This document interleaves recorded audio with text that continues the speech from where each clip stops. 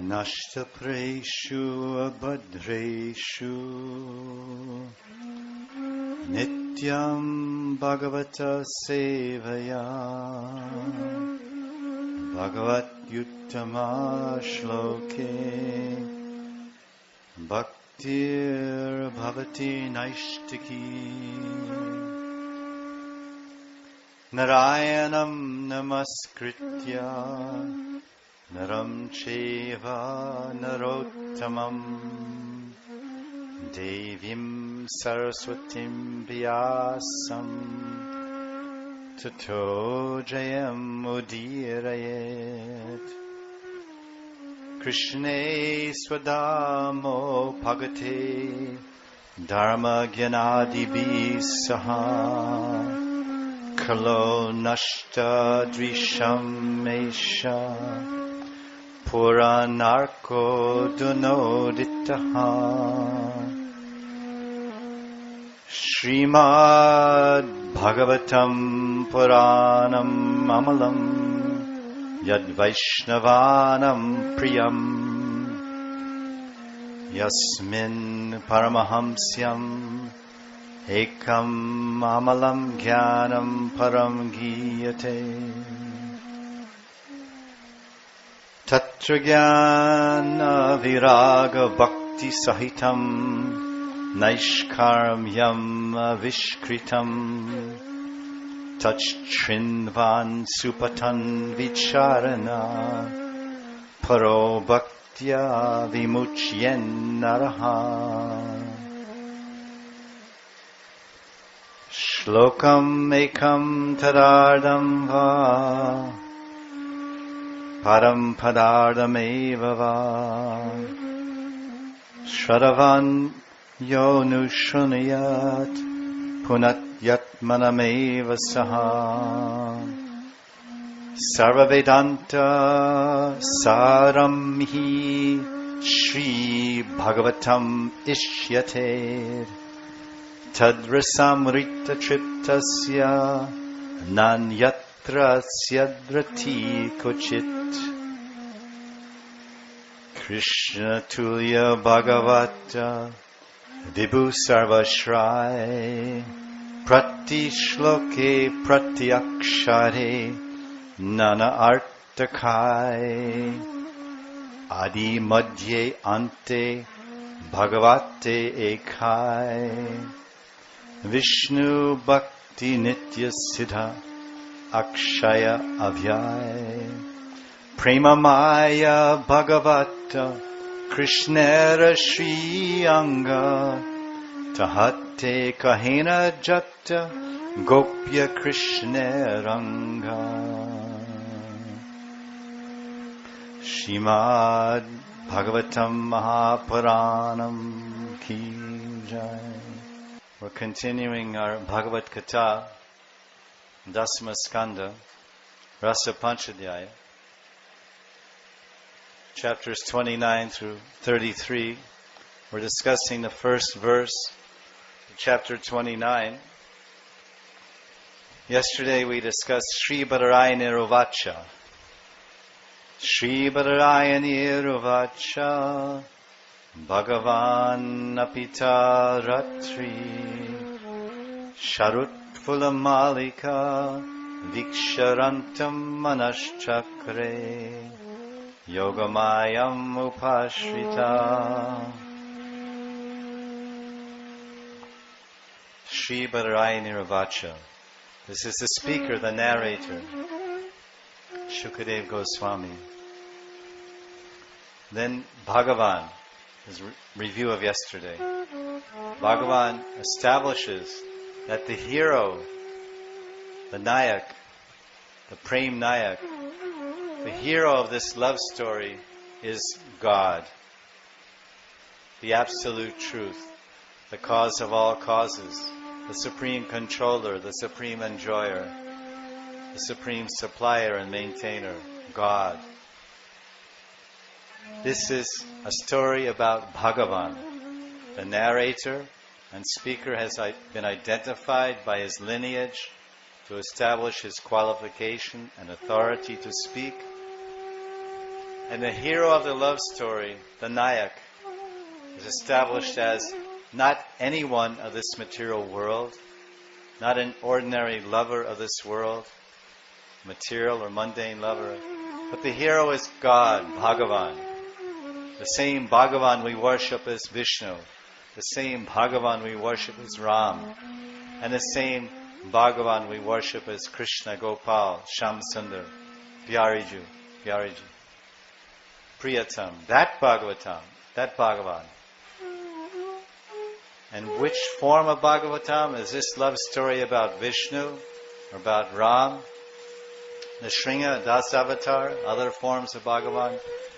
This story in the 10th canto is about the star of the Srimad Bhagavatam, the hero of the Srimad Bhagavatam, Srimad Bhagavatam, the beautiful, opulent, attractive, powerful, merciful, sweet, charming, divine, Swayam Bhagavan, Vrindavana Sri Krishna, Sham Sundar, Gopinath, which is established in the first canto. Krishna's too Bhagavan Swayam, this Bhagavan.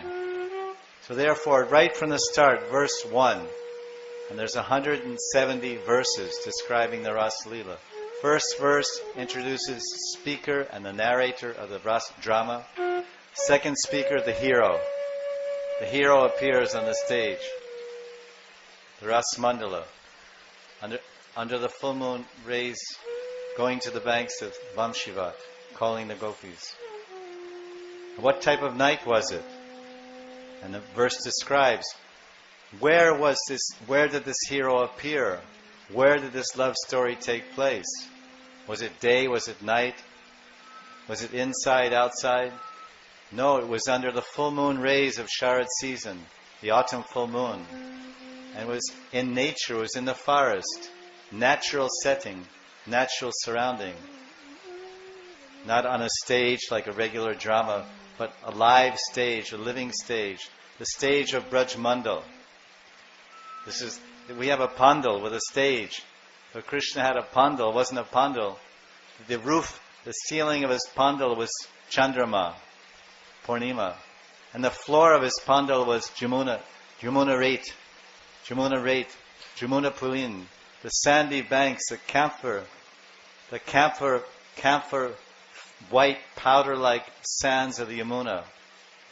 And the whole love story took place outside, under the trees and the moonshine, and beautiful blossoming flowers in the fall season. It's not too hot, it's not too cold. Beautiful season, Sharad Ritu. Most beautiful season in springtime and autumn, Sharad time and holy time.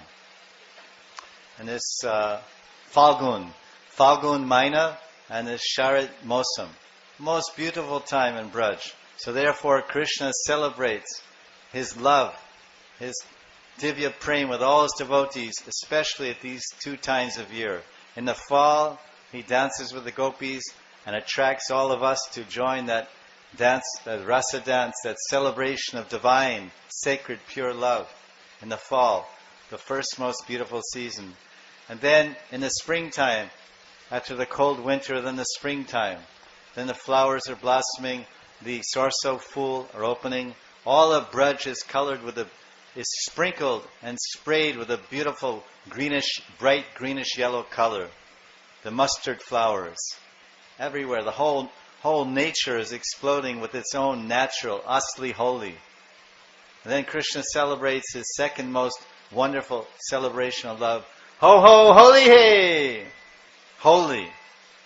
With pitchkaris and powder, chandan powder and kasturi and crushed flower petals into powder. Beautiful substances, fragrant, pure, divine. This is Holy Leela.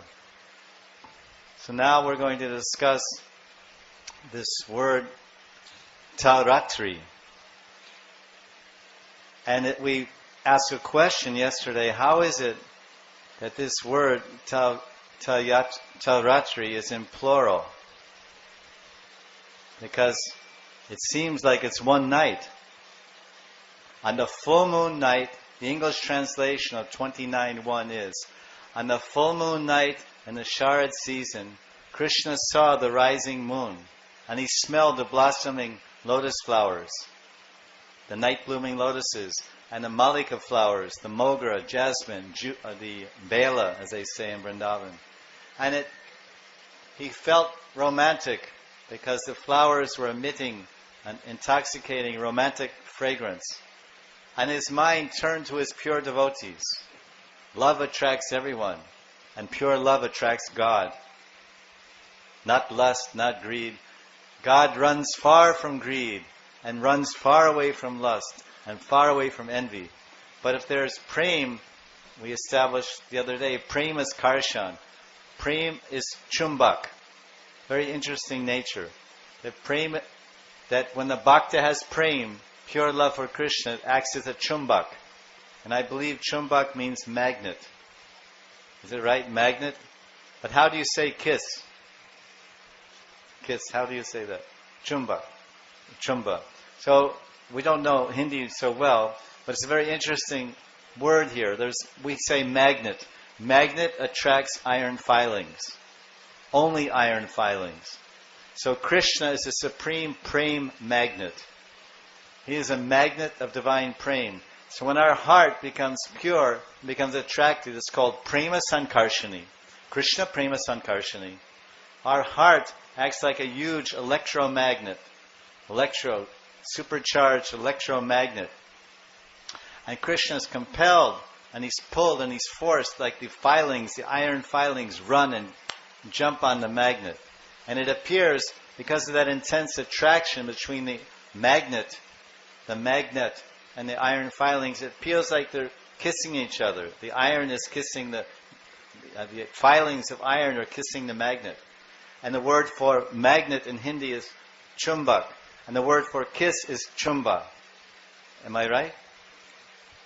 So we're discussing that this verse describes the hero, Krishna, and the place and the setting. And then how all these beautiful, intoxicating and attractive romantic stimulants and exciting factors in the environment created desire in Krishna's mind to reciprocate with his pure loving devotees. So we'll hear about that. So this word ratri, Sri Badrayanir Uvacha Bhagavan Apita Ratri. And it says, it's in plural, which means many, plural.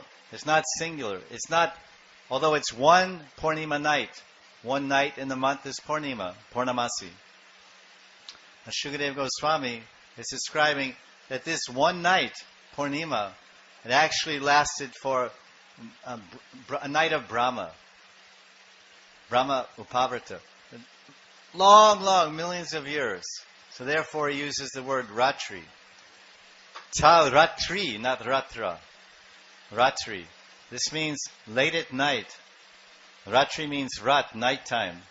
So this is when Krishna dances with the gopis. The Rasa dance, according to our Gaudiya Vaishnava Rasa Shastras, they say the Rasa dance with Radha and Krishna and the gopis begins around 11:30 at night. 11:30. Madhya Rat. Midnight. 11:30, and it goes till about 1:30. 1:30, 1:45. And that very middle portion, that part of Ratri. So this is the time. And then it's Ratri because it wasn't only one single night that Krishna danced with the gopis at one Purnima. It was thousands of nights they danced together. Thousands of nights Krishna received their love, and Krishna expressed his love to them in a pure exchange of Divya Prem, Krishna Prem, Bhakta and Bhagavan, gopis and Krishna. It's an exchange of love between the servitors and the master, between the Swami and the Devis, Krishna and his devotees. So actually, Sukadeva is using the word Ratri because later in the same Rasa Panchadaya, in chapter 33, verse 30, he confirms this point. There was actually millions of nights by saying, he says, Brahma Ratra Upavrite. Brahma Ratra Upavrate. That Ratra was a Brahma Ratra, Lord Brahma. Brahma lives for millions of years, so one night of Brahma is equal to millions of years here. So there was a reason why Krishna extended the rasa dance for millions and millions of years. One reason is, well, we're kind of getting ahead of the point, but one reason, we'll find out when we get to Manasa Chakra, but one reason why he extended the night for millions of years was because of his promise. When Krishna makes a promise to his devotees, he never breaks his promise. He never lets his devotees down. One name of Bhagavan Sri Krishna is Achyuta. Achyuta Bhagavan. Achyuta. Achyuta is generally translated as infallible. He does not fail. He is always successful. He always wins. He never loses. He's always infallible. He never fails. But another meaning the Rasik Janas tell us is that Achyuta means that Bhagavan Sri Krishna, Swayam Bhagavan Sri Krishna, he never ever fails. Achyuta, fallible. Because in English we say Achyuta means infallible. Infallible, which means infallible means you can't fall. You don't walk along the street and stumble one day. Even an adult or even a great sportsman, sometimes he walks down the street and he trips or he stumbles. He falls. It happens occasionally. And children fall all the time. So children are chuta, not achyuta. So generally, he doesn't fall down. He's always pavitram. And by remembering him, you become pure. But in this case, the Rasik Janas are saying that achyuta means Swayam Bhagavan Sri Krishna never ever fails to reciprocate with the love offered by his devotees. He never lets his bhaktas down. He's always there. Krishna is always there for his devotees. He's always there to pick them up when they fall down. He's always there to give them energy when they're lazy. He's always there to dry their tears when they're crying in lamentation and separation. He's always there to protect the devotees. He's always there to maintain the devotees. Yoga kshemam vaham yaham. Krishna is telling in Gita, Ananyas chintyanto mam ye jana paryupashate tesham nitya viyuktanam yoga kshemam vaham yaham. Yoga kshemam vaham yaham. Vaham, I personally, aham, I carry what you lack. Whatever you need, whatever you require, whatever you're missing, whatever you lack, I will shower it upon you. I will give it to you. Why? If you need support or you need help or financial help, any type of help, so that you can serve me in a better way, or so you can improve your own bhajan and surrender, I will arrange everything. Yoga kshemam vaham yaham. Vaham yaham. I personally will carry on my back. I'll bring the food to you. I'll bring shelter to you. I'll bring clothing to you. I'll bring money to you. This is Bhagavan Sri Krishna, his karuna, his love. So he doesn't fail to reciprocate. 1 year before, the gopis, the Braja gopis, they were worshipping Katyayani. And Krishna appeared there and said, I promise you, 1 year in the future, Krishna said again, plural, that's in chapter 22. Chapter 22 of Dasama Skanda. It's called Gopi Vastraharana. Gopi Vastraharana Adhyaya. The chapter 22 of Dasama Skanda, 10th canto, describing Krishna's lovingly and affectionately stealing the saris of the kanyas. And he said, who are worshipping Devi, Yogamaya Devi, to attain Krishna as their husband. He said, listen, you surrendered unto me, you gave your man, tan, dan, everything. You gave your body, your mind, your laja, everything you've given to me. Because you recognize that I'm worthy to surrender everything to. I am Bhagavan before you. When Bhagavan comes before you, and then you found somebody He's worthy to give everything to. If you meet Bhagavan, then you should give your body, you should give your wealth, your mind, your words, everything. As the Braja Kanyas, the Kanyakumaris of Braj, they did. Krishna appeared before them. Hey Bhagavan, take our clothes, take our mind, take our Shukshma Sharir, take our Linga Sharir. Clothes are a covering of the body. The mind, the ego is a covering of our identity. And the body is a covering of the Atma. So Krishna removed all the coverings. He took all the coverings, all the koshas. It's kosh, jiva kosh, anamoya kosh, all the koshas. They surrendered all the coverings. Shukshma Sharir, Linga Sharir. They surrendered their gross material bodies. They surrendered their subtle material bodies. Krishna Samarpam, Prapadyante, Prapadyante. Krishna, I am yours, I am yours. And Krishna says, I accept your purity of your love. I accept the transparency of your surrender, your Sharanagati. It's perfect, it's pure, it's dharmic, it's transcendental. I am God and you are my devotees. You realize that and I realize that. You want to give everything to me and I've come to accept everything from you. So the question is, when will we be so ready to give everything to Bhagavan that he will come to us and take everything from us with both hands and put over his shoulder? He came and he took with both hands the gopis, the Kanyakumari saris. He put over his shoulder and he climbed in the kandamba tree. And he played his flute. And the gopis' hearts danced in ecstasy, knowing that God, Krishna, has finally accepted their love, finally accepted their puja, finally accepted their prarthana and vandanam and stuti, and finally accepted their very selves. Atma Sharanagati, Atma Samarpan. This is the real Samarpan. To surrender yourself, our very self, at the feet of God.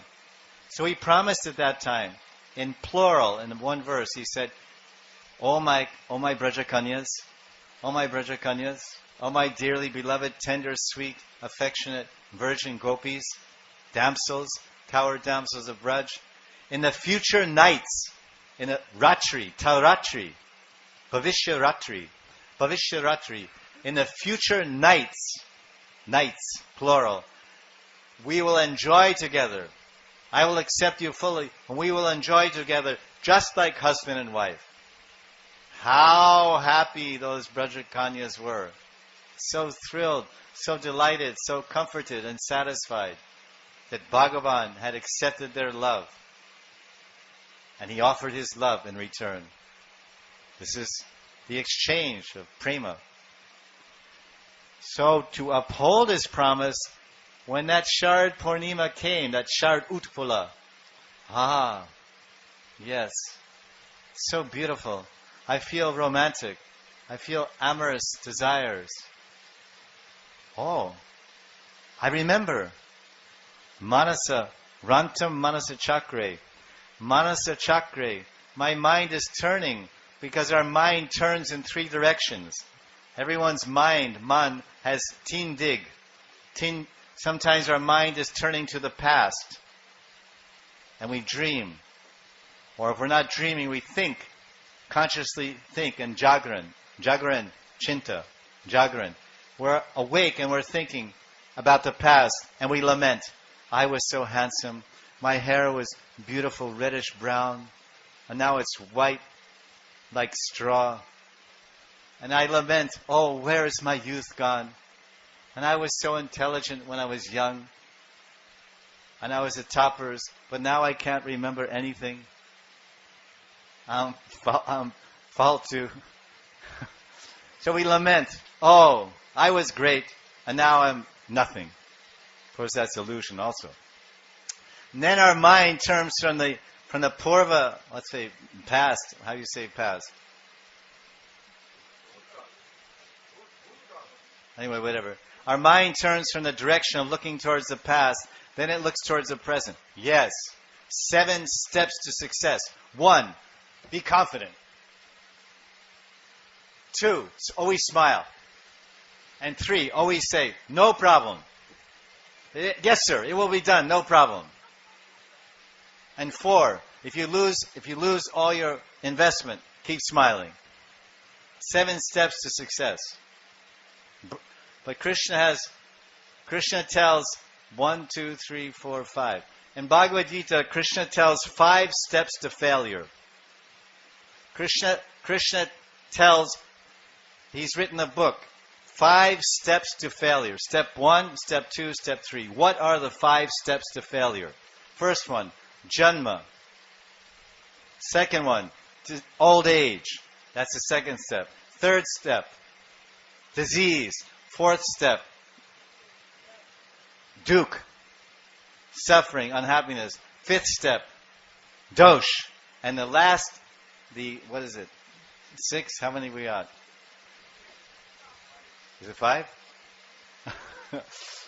There's 4 and 2. There's 6. Excuse me, the editor made a mistake. There's 6 steps to failure. Alright? We're born, and then we get old, we get disease, and while we're getting old and getting disease and growing up, we feel so much unhappiness and anxiety and tension, and then there's so many obstacles. And then finally, the grand finale, the home run, is death. And Krishna tells this 6 steps to failure in Bhagavad Gita. Janma mrityu jara vyadi dukkha doshanu darshanam. So this is just some departure here.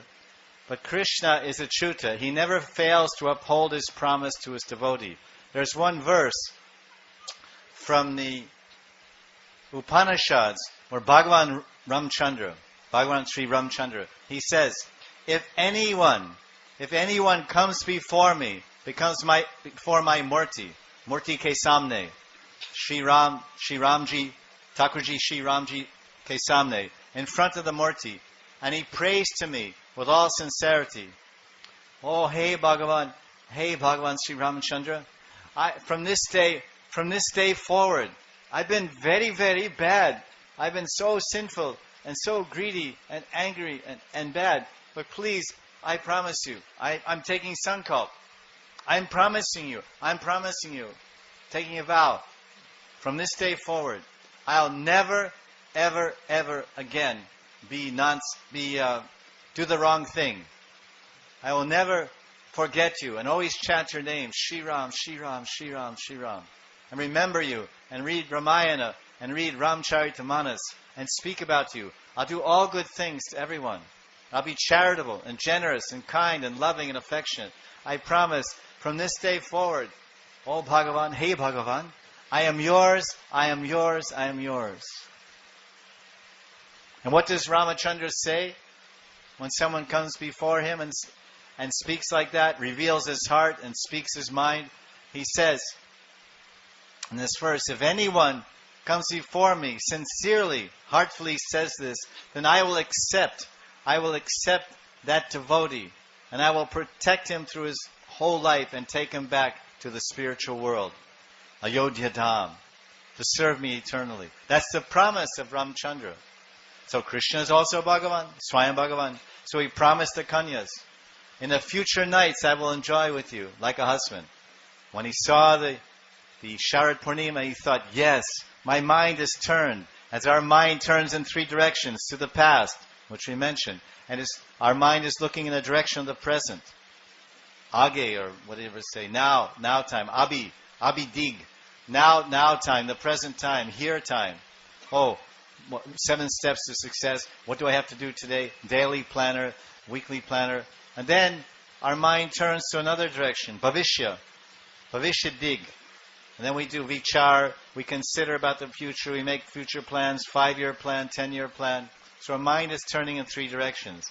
So Krishna's mind is also turning in 3 directions in the Raasa Lila. Sometimes his mind is looking in the past, most of the time in the present, and sometimes in the future. How is Krishna looking in the future? Bhavishya dristi, Bhavishya dig. And the very end of the Rasa dance, then the gopis are anticipating that Krishna, after dancing and bathing and relaxing, honoring some bhoga, some wild fresh fruits and juices and other sweets that Radharani made that afternoon and brought in a tiffin to the Rasa dance, Ganga Jal ladus and other type of special ladus. They have names. Amrit Gutika Ladu. So then, after refreshing themselves, the gopis are thinking, well, maybe we can engage in more amorous affairs with our beloved Lord, Bhagavan Sri Krishna, or make him more happy, or make him more satisfied, with more intimacy and sweetness of exchange. Then Krishna said, oh, listen, gopis. See, now I see the future. Now this is an example of Krishna looking to the future. Now is coming Brahma Muhurt. It's Brahma Muhurt. In an hour or two, it'll be Brahma Muhurt. 1.5 hours before sunrise is Brahma Muhurta. That's when spiritual people rise from bed, 3:30 in the morning, Uto, take snan, Suve snan, 3:34, and start reading Gita, chanting Mala, doing puja, reading Shastra Swadhyaya, Bhagavat Swadhyaya, Bhagavad Gita Swadhyaya, meditating, chanting their Guru, their Ishtadev mantra, Guru mantra, in the wee hours of the morning before dawn. So Krishna was seeing, oh, soon it will be Brahma Muhurta. You must go home and do your domestic duties before sunrise. You're all married girls, Gopi Vadu. They're not Kanyas anymore. They're all married. Now, so Krishna is seeing the future. And then he's seeing the present. Oh, why have you come? All these things. So Ratri is, this word Ratri indicates Krishna's maintaining and upholding his promise to his devotees. That's why it's plural. Because Krishna can dance for one night and be happy. But the devotees of the Lord, they're never happy unless they can serve Krishna at every moment, moment to moment. So the gopis, the girls are usually very expert at dancing and singing and music. This is their God-given talent. God has given ladies and girls the talent of singing and dancing and music. So what to speak of the talents that the gopis have? What kala? They have 64 kala. 64 different arts and talents are automatically manifested in their movements and speech and form and actions. So how much they want to express their dancing ability. How much they want to express their singing ability. Just like if a husband has a very talented wife who's a professional singer. So she may sometimes ask her husband, would you like to hear me sing some Krishna bhajans? He'll say, so, certainly. And they sit in front of Thakurji, their gar Thakurji, Griha Thakurji. And the wife sings so beautifully, and the husband plays kartals or dolak. And so she expresses her talent of singing for the pleasure of her husband, her beloved. It's a natural thing, if she's talented. Imagine Radhika, Lalita Vishaka, Chitra, Rangadevi, Tungavidya, Sudevi. How talented are the Ashtasakis in Radharani. How expert they are in Veena. Sangeet, Ati Sangeet virtuoso. Visharad. We say virtuoso, music virtuoso.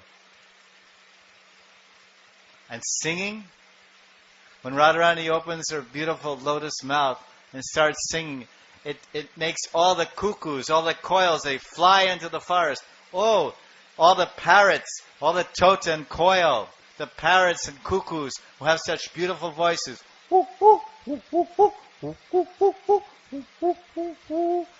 Cuckoos are very beautiful, melodious, calming and satisfying and attractive sound of their sweet voices given by God. When they hear Radharani sing something about glorifying a song about Krishna, they say, oh, we're nothing, and they fly away. So naturally, they want to sing eternally for the pleasure of their beloved God, Lord Sri Krishna. They want to dance eternally. Whenever anyone watches a dance performance, Bharatanatyam or Odissi dance or all kinds of classical dancing, it's usually ladies. And ladies are enacting the part of Yashoda through dance, or they're enacting the part of Krishna, Makanchor. They're taking the part because they dance so beautifully and attractively for everyone to appreciate. So imagine how the Radharani and the Ashtasakis, Radharani's other name is Gandharvika. She's Radhika and Govinda Sarvasva and so many thousands. Radha Sahasranam. There's one book called Radha Sahasranam. 1,000 names of Radha. So many beautiful names. Priyaji and Pyari. So many names. So imagine her. She's been given a name Gandharvika because she dances like a Gandharva, the celestial dancers in the heavenly planets. Very extraordinary. Very amazing. So Krishna extended that night for a Brahma Ratra Upavrite. Brahma Ratra Upavrite. Upavrite. Became millions of nights long. So he could please the gopis. Because if we have some talent, if we have some ability, some skill, we want to offer it to God. We want God to enjoy us. We want God to be comfortable and happy with us. So we as ordinary people, this world, if we have some talent or some opulence, beauty or fame or knowledge or musical ability, that's a God-given gift. Beauty, Saundarya, Sundara, or Sangeet, or all these kalas are given by God. So we usually, you and I of this world, we exploit those talents to make money, to enjoy. We don't offer those talents for the service of Krishna because we won't make any money. If I go to the mandir and I dance for Krishna, I know one devotee. He's now in Golok Prapti. But he was a very expert dancer before he turned his mind fully to Krishna consciousness. He was always a pious, religious Krishna worshipper. But then he took Diksha, Vaishnava Diksha, and he became so much absorbed in serving Krishna that all the talents and abilities that he had collected when he was basically a regular Bombay person. He was a fashion designer. Before he was a fashion designer, designing women's clothes and movie star clothes. And then he was a dancer. He had his own dance troupe, and they would perform in movies. They had different dance scenes, and he would dance there with his own troupe. And then he became a devotee. He became such a pure devotee, such a surrendered devotee. He said, I'm not going to use my talents anymore for making money, anymore for name or fame, lobe, puja, pratishta. I am Krishna Sharanagati. I'm going to give my whole life to Krishna. I'm going to live for Krishna, breathe for Krishna, speak for Krishna, move for Krishna. So I have one Murti of Krishna, and now I have one Murti of Radha. And I'm going to design the most beautiful clothes for them. Whatever money I've collected from my profession, now I'm going to use it all for Bhagavan.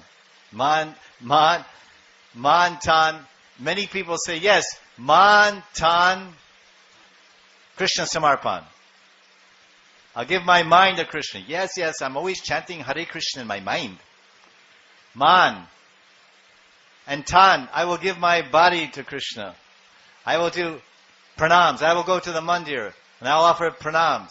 So I gave my body every Janmashtami, I go to the mandir, Radha-Krishna mandir, and I offer my dandabats. So that's my man and my tan.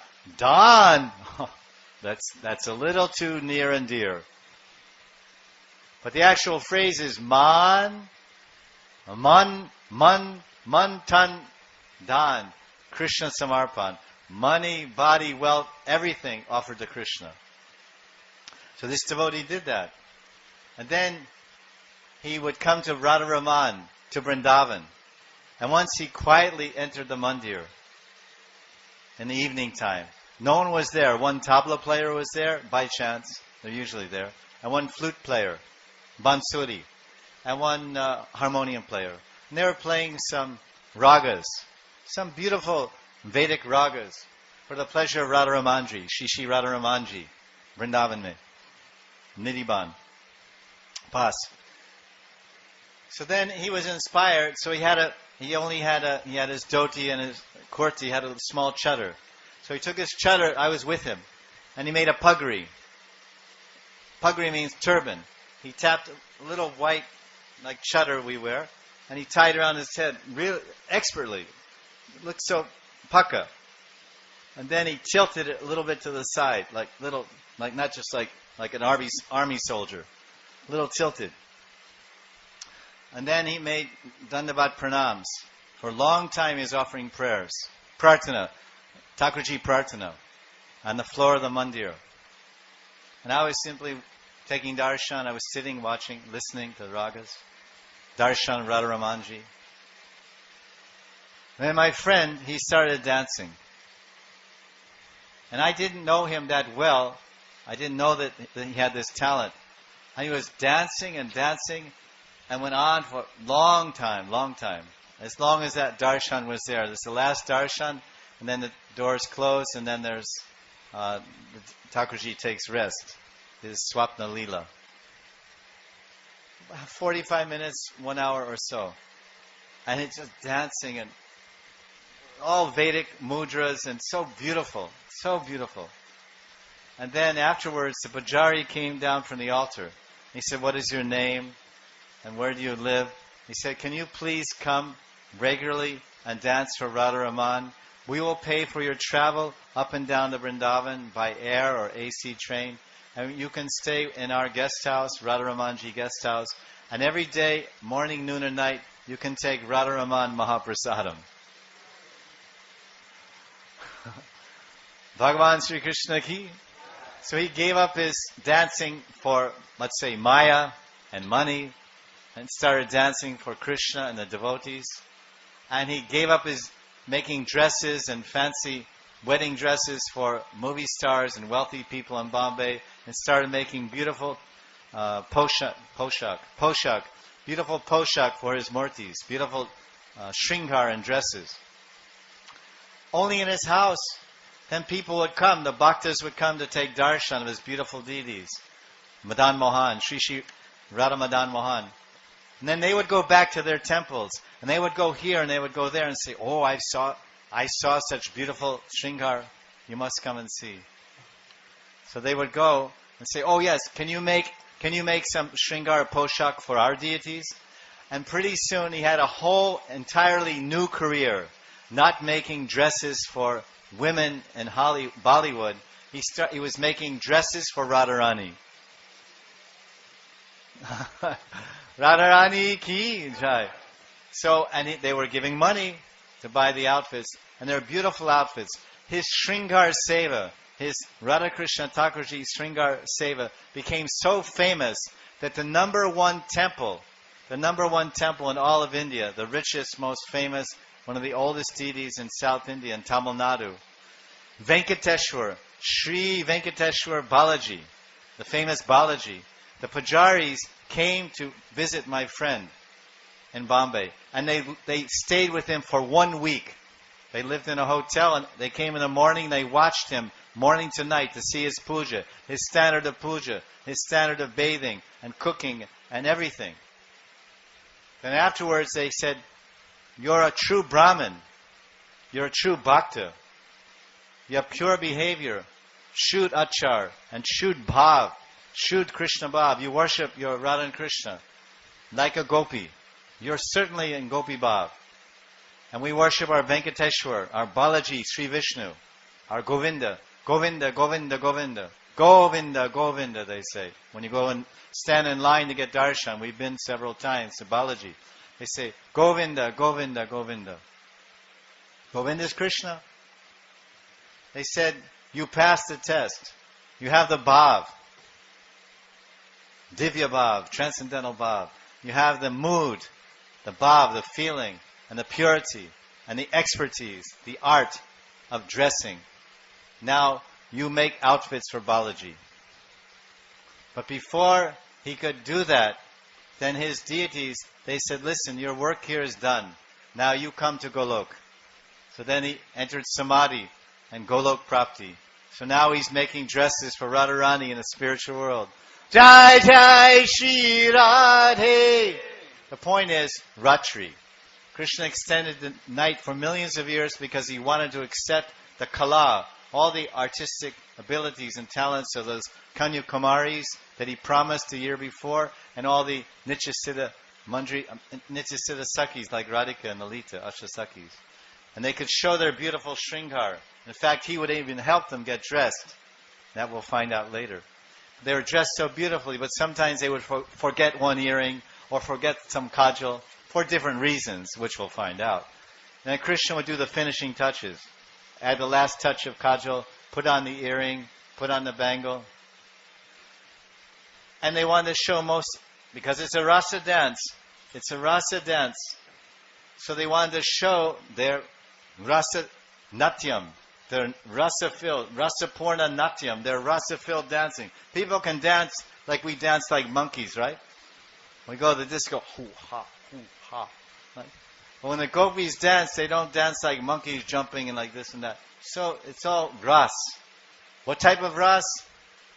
Prem ras. What type of prem? Mahabhav. So they wanted to offer that Mahabhav night after night after night. Man, tan, dhan. Take everything. Our wealth. What is the wealth of a woman? What is the dhan of a woman? Of a gopi, of a stri? Her beauty, her singing, her gentleness, her love, her tenderness, her care, and if she can her dancing talent by which she entertains her husband or men of the whole world. So the gopis, they wanted to offer all of that. That's their dhan, that's their wealth. Their wealth is their beauty, their love, their tenderness, and their expertise in singing, dancing, and beautiful dressing. So Ratri means all these things. This one word, Ratri. Taratri.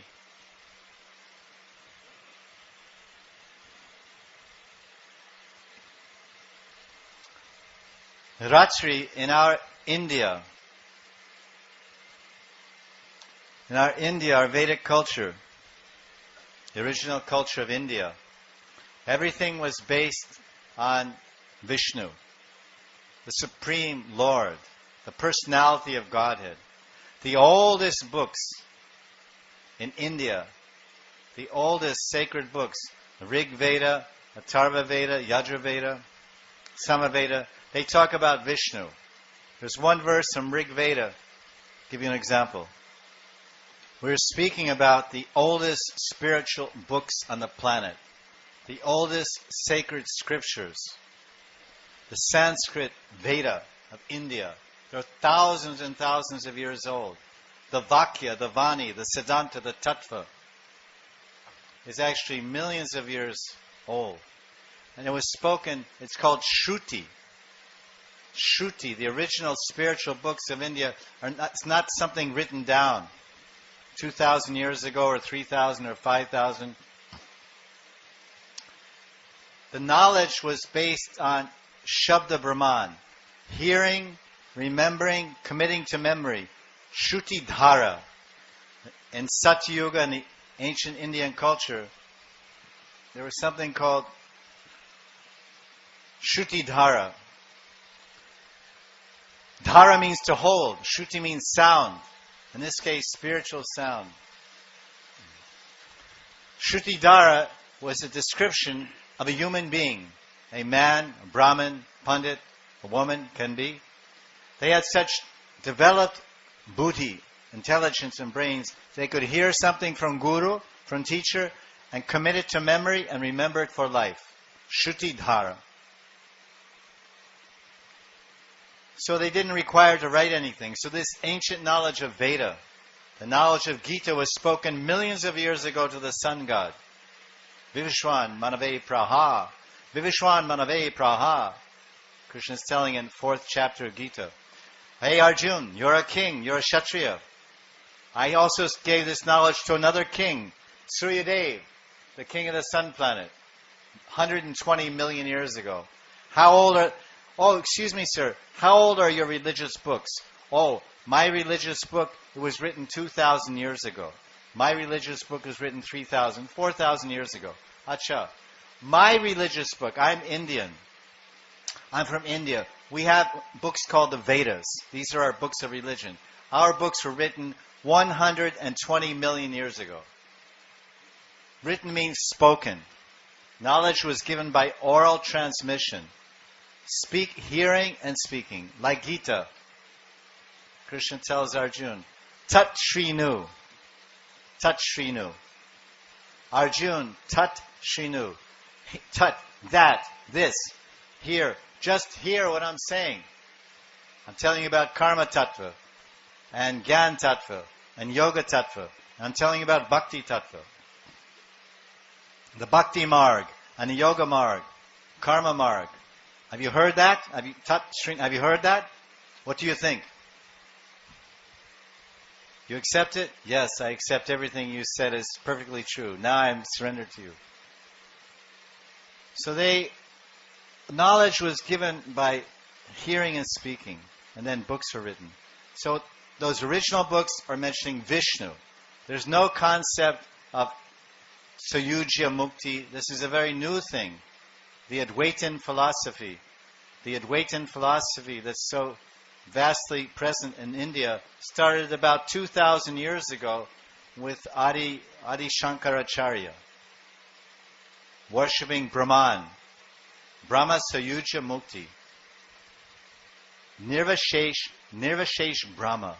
Brahman has nirvishesh. Vishesh, no speciality, no rupam, arupam, no gunam, nirgunam, and nirrasam. No, it's just Brahman. All-pervading, unlimited chit, consciousness, Brahman. Nirvishesh Brahma. So he preached this, Shankaracharya, all over India to restore people's interest in the Vedas and bring back people's interest to vegetarianism because they had deviated. You were using the Vedas. Who needs the Vedas? So he brought people's interest back so much in the Veda. But way back when, Rig Veda, long before Shankaracharya, millions of years ago, the verse says, Om Tad Vishnu, Paramam Param Sada, Pashyanti Suryo Jujiva Chaksurtatam, Tad Vipraso Jugivam Se, Samindate Vishnu Yat Paramam Param.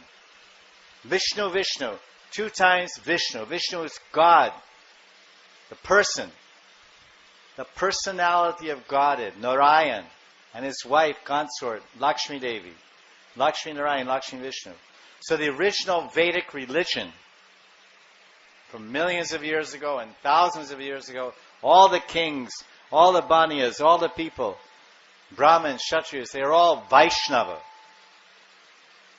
Worshippers of Vishnu. 90%. In that original culture of India, based on Ved, Shruti Smriti Puranadi, the people of India in Satyuga, in Treta Yuga, and Dwapara Yuga, and Kali Yuga, they had a viewpoint of ultimate reality. There's this material world and there's a spiritual world. There's Prakritadam and Aprakritadam. The manifested and the unmanifested. So their view of this world was a personal view. God is a person. Vishnu. He's the origin of everything. Aham sarvasya prabhava matar sarvam pravartate. Iti matva bhajantimam buddha bhava samanvita. Then they saw everything as a person. So they had Devis, Devas and Devas, the energies, the Shaktis, the air, the sun, the water, the movements, the plants, the growth, the trees. Everything is controlled. There's a system. Everywhere there's a system. Everywhere there's order. Everywhere there's control. So wherever you see system and order and control, it means there's a person behind it. Intelligence. So intelligence is an attribute of a person. Planning, intelligence. Vishnu is a supreme person. He's a source of knowledge, buddhi, everything. So because they had a personal conception, they saw everything in a personal way. Personal, not Dvaitavad or Dvaitavad. They saw everything as personal, not impersonal. Impersonal, Brahman. Brahman has no form, so it's no person. No form, no character, no vishesh, no rasam, no bhavam, no lilam, no dhammam. It's just everywhere. Brahman, all-pervading Brahman. Yes, my goal is to merge in the Brahman. This is a new concept that has taken over the world. But originally, if you study all the ancient Sanskrit Veda, the original religion of India was personal based. God is a person, the supreme person, Purushottam, Vishnu. And the sun is not a ball of fire and all kinds of nuclear react. The sun is a source of heat and light. And there's somebody in charge of the light department. There's some engineer in charge of the light department and the heat department. There's somebody in charge of the heat department. He's called the engineer of heating, the electricity engineer. So the engineer is called Suryadev. And he worships an Ishtadev. He worships Vishnu, four-arm form of Vishnu called Lakshmi Surya Narayan Bhagavan. Lakshmi Surya Narayan Bhagavan. That's Surya Dev, who's a person, the sun god. Then there's a water god. We get rain and water. Oh, it's just rain coming from the sky. The water evaporates from the ocean because of the heat of the sun. It condenses in clouds. The wind blows the clouds. The clouds hit the mountain. With a thunderbolt strikes it. Then the rain comes down as rivers and everyone gets water. It's all scientific. We don't need God. We don't need demigods. We don't need devis. We just need science. There's no person. It's perfect system, perfect order. The sun rises and sets at the same time every day. You can predict the tithis, make a calendar of 100 years. This tithi, this is Amavasya, this is Purnima. But there's nobody in charge. It just happens. Boom, it happens. But now people, they believe that. They believe so much in science, they reject the Veda, they reject Vishnu, Ram, Krishna, everything. Everything was impersonal. So the water god, like you get a bill from the Department of Water, Waterworks, $200 a year for water supply, municipal water supply, yes? And there's some arrangement to get that water with piping and tanks, yes? And there's some people behind that arrangement, yes? But what about who's sprinkling the whole world? Who's watering your fields? Who's washing your roads with the clouds? Oh, that's nobody. That's Brahman. Why doesn't Brahman pay your electric bill? Brahman should pay your electric bill, and Brahman should give you free water in your municipal water. There's persons behind it. So the water god is Indradev. Then the air, we have air to breathe. So that's Vayu. And the oceans and river, the oceans are controlled by a god. The moving of the waves and the nourishment and satisfaction of the fishes and the tides coming and going and all the arrangements and moving of all the oceans. Why don't the oceans one day just rise up 300 feet in the air and wash away Bombay? Because there's so many devotees there. And Vrindavana is a devotee. He's a devata. So he's keeping everything. It goes this far and that far. Sometimes he gets angry. Vrindavana gets angry when people drink too much Varuni. If people drink too much Varuni beverage, which means adharmic, then the devas get angry. Hey, why is this? You're a Hindu and you're drinking Varuni?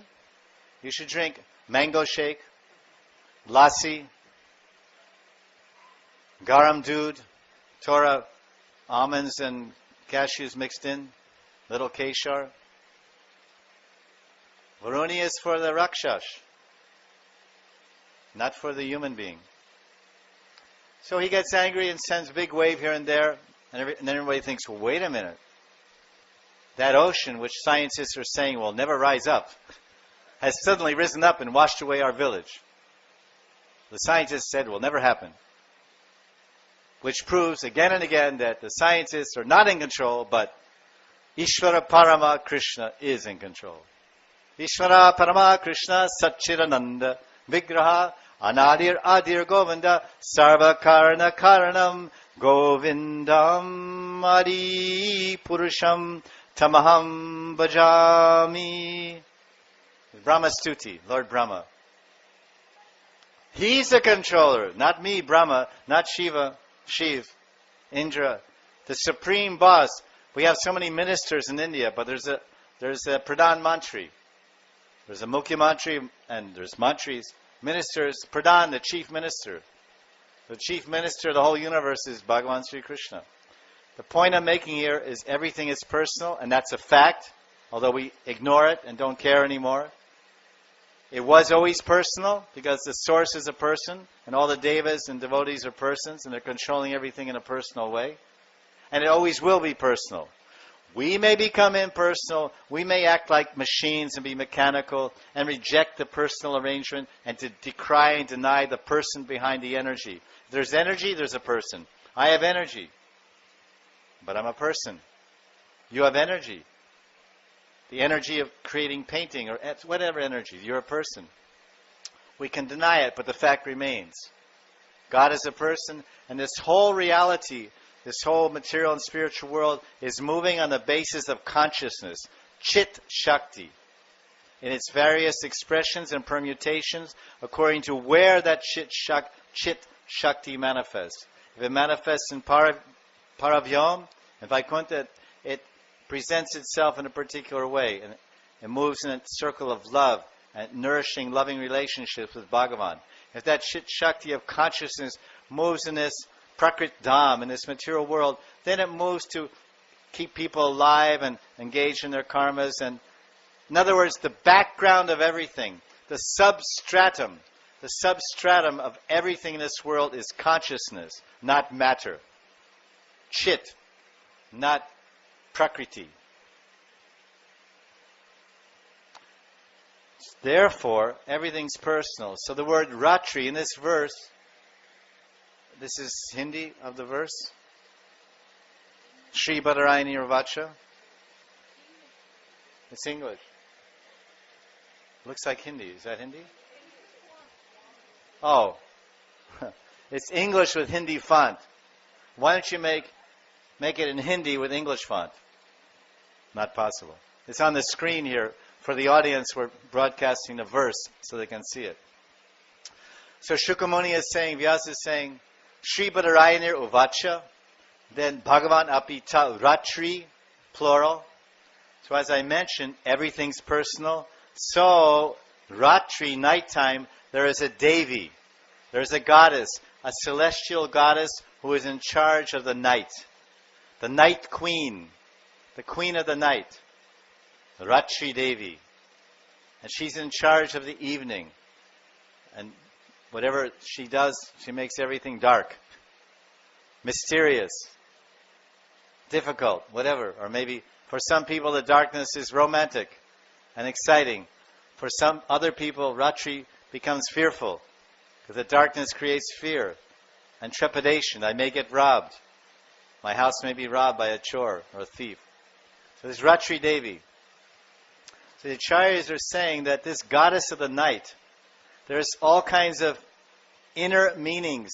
Every shloka, every verse of the Srimad Bhagavatam, or in generally Vedas, they have the Bahir Vichar and Antar Vichar, the external consideration and the internal consideration.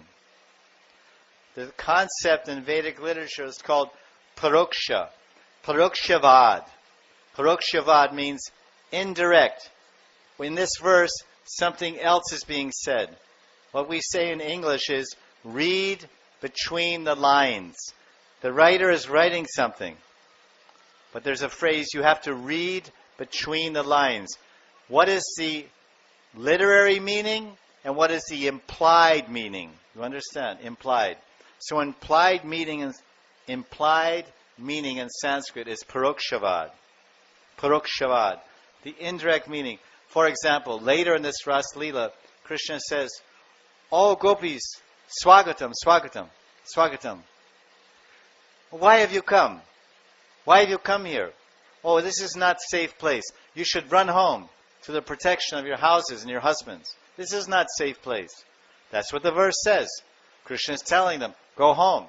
But inside that Sanskrit is woven the real meaning, the implied meaning, the intended meaning, the bhav vichar. That Krishna is actually saying, which our Rasikacharya is saying, "Oh gopis, it's such a beautiful night. Why not spend the entire night with me? I am your nayak. I am your romantic hero and your beloved, and you are my lovers. Forget about your house. Just stay with me." Parokshavad. Example. It's happening everywhere in Raasa Lila. In this verse, Sri Badarayanir Uvacha.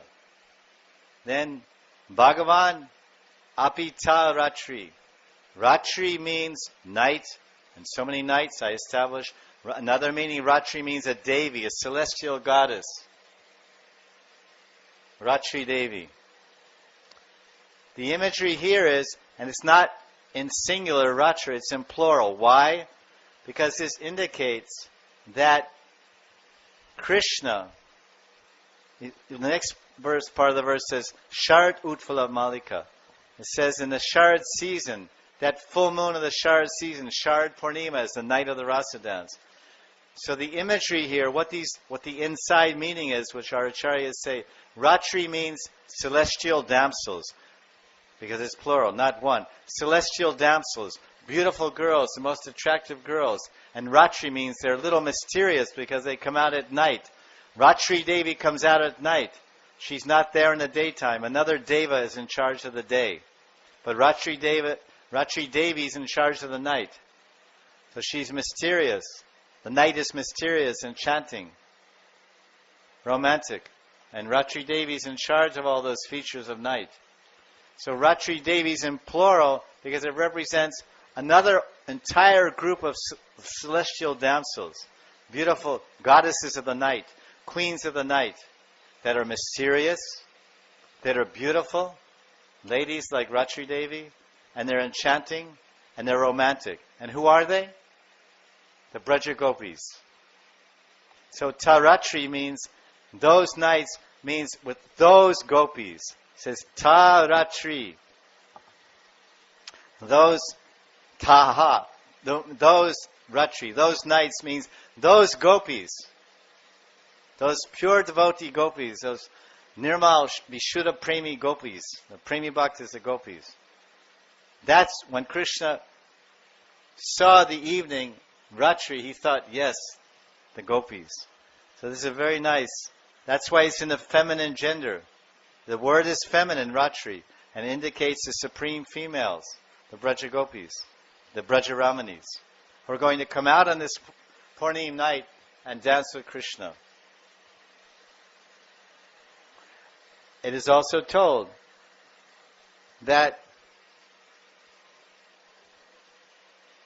one acharya is saying that the word Ratri means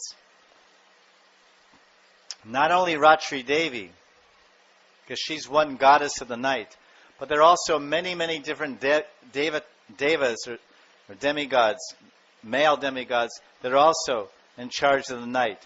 So it implies Tadratri means plural, because not only Ratri Devi came, but many, many other devas and devis came to gather on that Shard Purnim night. Why did they come to Vrindavan? Why did they gather over the Rasastali in the sky in their Pushpa Viman?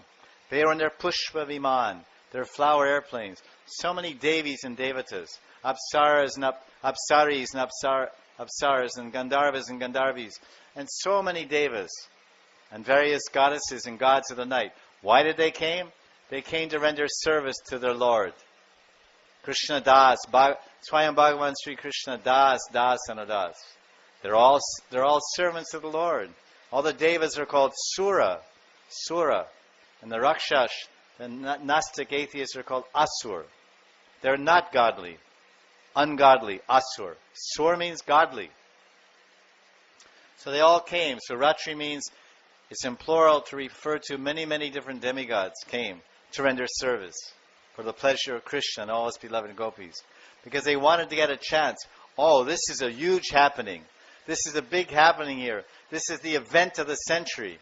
This is the biggest dance that ever happened in the history of the universe. The Maharasa dance of Radha and Krishna, Braja Gopis on the banks of Yamuna under the Shard Purnima. It's described in Vishnu Puran, Harivamsha Puran, and Bhagavad Puran, in so many places. It's sung about, it's painted. Thousands of years people have been painting Rasa dance. Thousands of years people have been dancing the Rasa dance. Thousands of years people have been singing songs and ballads and writing poems about the Rasa dance. Not only now, not only in India, but even around the world. People are making paintings. Russian devotees are living in Russia and are making paintings of the Rasa dance. They're living in China. Chinese people are reading about Krishna's rasa dance and they're making paintings because they're Chinese artists in their own Chinese style. Haiku, something like haiku artistry. They make rasa dance, illustrate Krishna's leelas. How captivating, how all-pervading Krishna has become famous. Radha and Krishna in Vrindavan. That prema, that love. That love of Radha and Krishna, which is revealed and displayed to the entire world in the Raasa Lila chapters, was shown, and we could look at it, we can read about it, we can pray to it, and pray for the mercy and benefits of being faithfully approaching Raasa Lila. But then how to receive it in a full way, in a fast way, in a complete way, in a quick way, because it's Kali Yuga, we don't live long. We don't have a long time to do Radha-Krishna Upasanam and Bhakti Yoga and sadhana. It takes a long time. My life is short. Namo Mahavaranyaya Krishna Prema Pradayate Krishnaya Krishna Chaitanya Namne Gora Chushe Namaha.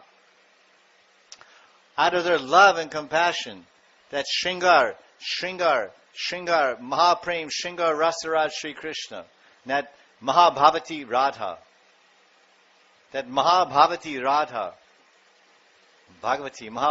Radha, and Shringar Rasaraj Sri Krishna, they decided, yes, we showed our Raasa Lila 5,000 years ago. Vyasadeva wrote about it. Shukadev spoke about it. The Rasik Janas and the Vaishnavas are reading it and studying it. All the devotees. They're getting benefit. But we want to give it to the world. Not just a handful of Indians that can paint the Raasa Lila and sing about it and enact it and read it and get the value. We want to give Raasa Lila to the world. What to do? Krishna had an idea. Radha, listen. Your love, your compassion is incomparable. No one has more selfless, self-forgetful love than you. So if you can come inside my heart, because sometimes I'm nice, sometimes I'm not nice. Sometimes I kill demons, I get angry. But you're always so sorrel. You're always so soft and gentle. So I need to become a little softer for this mission, this pracharak mission. You enter my heart. Fill my heart with your bhav, your mahabhav, and your mahakaruna. Karunamayi Radha. Karunamayi Radha. Fill my heart. And Radharani said, Bhavatu, Bhavatu, Bhavatu Sham, Bhavatu. Let it be. Yes. So then she entered his heart. He said, then Krishna felt, oh, Radha's in my heart. Radha's love is in my heart. Radha's compassion and care, tender compassion and love and affection is in my heart. I can feel it. It's radiating throughout my entire body. Bhagavan Sri Krishna is thinking and feeling. I feel Radha's love throughout my chest and my heart, and my throat, my face, my eyes, my arms. Oh, I feel so much Radha Mai, Radha Mahabhav Mai. This is Krishna speaking in Goloka Dham, 500 years ago, 530 years ago. This is the Leela. Radha, you're here. You're inside of me. You're in my mind, my heart. I'm seeing you everywhere. Radha, wherever I look, I see you. Hey, Kotai, Radha, Kotai go, Prema Mai. Kotai go, Prema Mai. Radha, Radhe, Radhe. I see you everywhere, but then I don't see you. I feel you everywhere, but I feel separated from you. I know you, I saw you. You entered my heart with your bhav and your karuna. And I feel your presence everywhere. I feel like I'm seeing you, but then I feel viraha, separation. And I cry out in Bengali. This is Bengali. Kotai go, prema mai radha. Oh, prema mai radha. Kahan. Oh, prema mai radha. Oh, karuna mai radha. Kahan. Where are you? I'm searching.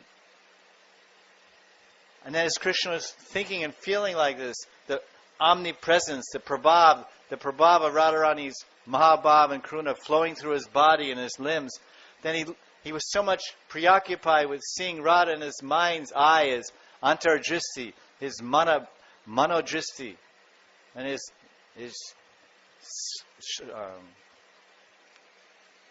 spurti. His spurti is seeing Radha. Then he's looking, he forgot all about himself. Krishna forgot himself, that he's Gana Sham, he's Shama Sundar. He forgot all about it. I am Radha. But I'm also Krishna. I also feel the power, all the Shakti of Krishna, all the Sarva Shakti Maya. I feel all that Sarva Shakti Maya within me. And I know intuitively, innately, I know I'm Sarva Avatari. I'm Sarva Avatari Bhagavan. And I also know I'm Swayam Bhagavan Sri Krishna. I know that. I'm sure of it. But I feel so much Radharani's love, her compassion. My body, I'm Sham Sundar, Ganasham. I become golden. Tapta Kanchana Gaurangi, Radhe Vrindavaneshwari, Prishabhanu Sute Devi, Pranamami Hari Pre. Oh Pranamami Hari Pre. Oh Hari Priya. Oh Radha. I become you. I have your Bab, I have your Kanti. I'm golden, I'm Gaurangi. My Anga, my limbs, my arms. I'm Gora. I'm Sona. Tapta Kanchana Gaurangi. What happened to Krishna? Sham Sundar, Ganasham, Radhe. What happened to Ganasham? But I know I'm Ganasham. And that transformation of Krishna, full of the Bhav of Radharani, the Mahabhav, swirling and dancing and moving throughout his heart and creating waves of ecstasy and sattvic vikars. And Madanakya Mahabhav flowing through his mind and heart of that great personality, supreme personality of Godhead. And that golden color, Kanti, when Radha and Krishna came together, the merging of Karuna, compassion and pure divine love, Mahabhav, the highest expression of pure Krishna Prem, when that merged together with all the power and intention and will, all the Shaktis of Krishna, they came to this world 500 years ago, and Radha and Krishna appeared as Lord Gauranga, Sri Krishna Chaitanya Mahaprabhu Ki Jai, the golden avatar of divine love and compassion, full knowledge and bliss. Sri Chaitanya Mahaprabhu, Sri Krishna Chaitanya Mahaprabhu. That's how they came to this world. So Ratri means that all these demigods came to serve the Lord. And Ratri means the goddesses.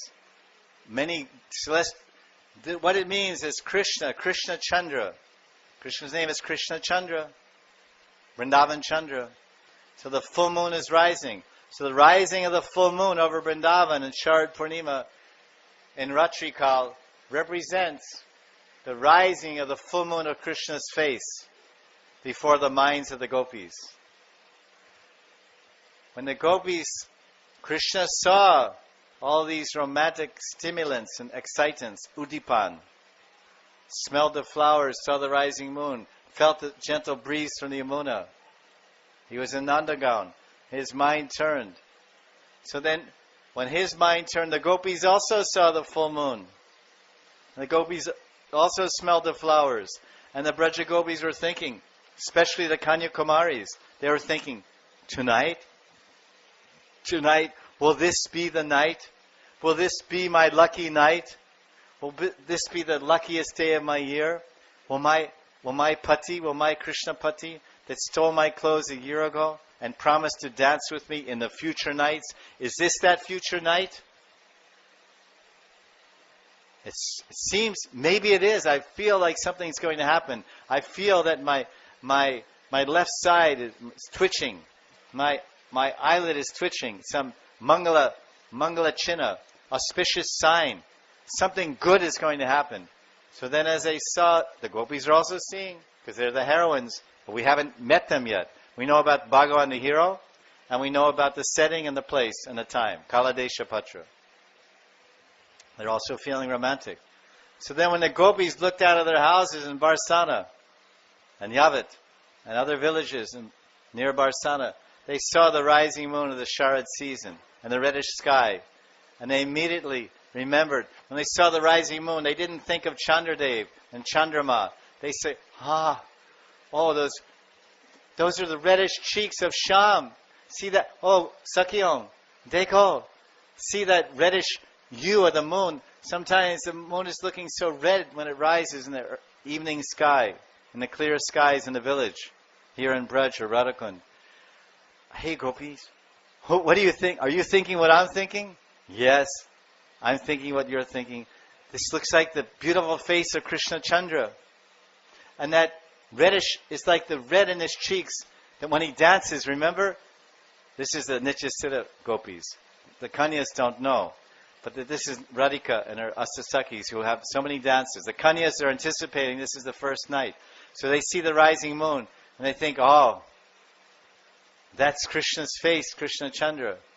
And this is Ratri. Ratri is the goddess of night. We want to become goddesses of the night. We want to run through the darkness and the cover and protection and camouflage of the night to meet with our Krishna Chandra, our Vrindavan Chandra, and dance the night away. Dance the night away. Enjoy an ecstasy of love. Sacred love, divine prema. That's what the Kanyas were thinking. But Radharani's Astasakis and Radhika, when they saw the Udipan, that vibhav, that exciting factor to create certain transformations in the heart of the beloved, when they saw that reddish moon, they thought of Krishna's cheeks. Because many previous nights, and Vasant Ras, this is Sharad Ras, in Vasant Ras at Chandra Sarovar and Govardhan, the Astasakis and all the Nitya Parijans and Nitya Sakis, eternal associates, the Kayovyuha, the expansions of Radharani's body, who expanded from Krishna's body, all the Chit Shakti gopis, they all danced on Vasant Purnima and Govardhan. And Krishna danced and he played so vigorously on his bansuri. And Radharani was playing on the veena in a concert. That Krishna's cheeks, as he danced, his beautiful bluish cheeks, Ganasham, they became tinted with a reddish hue, like kunkum. Exactly like the color of the reddish kunkum tinted moon on Sharad Purnima. And Radharani and the Vraja-ramanis, when they saw the reddish moon, they remembered Krishna Chandra's beautiful face. Sundara, his Madhurya Rupam. The Madhurya Rupam of Shyam, Krishna, Gopinath. And their hearts fluttered and skipped a beat. And they felt romantic feelings arising in their hearts. Oh, tonight is so beautiful, so enticing, so attractive, so enchanting. Surely Shyam will call us for a rasa dance. He won't let a night like this go by. And when actually, we are expert goddesses of the night. We know our way through the night. We can move our way through the night better than anyone. Even the nighttime predators, the tigers that lurk in the forest at night, and the snakes, they have some special eyes by which they can see in the darkness. Cat's eyes, tiger eyes, leopards, cats. Their eyes get very big and they can see in the darkness and move very nicely. And their ears are very sensitive to pick up all the subtle vibrations of enemies. So the gopis are much more than that. Because they don't have the eyes of a cat. They have Mahabhav Prem Dristi. Mahabhav Prema Ak.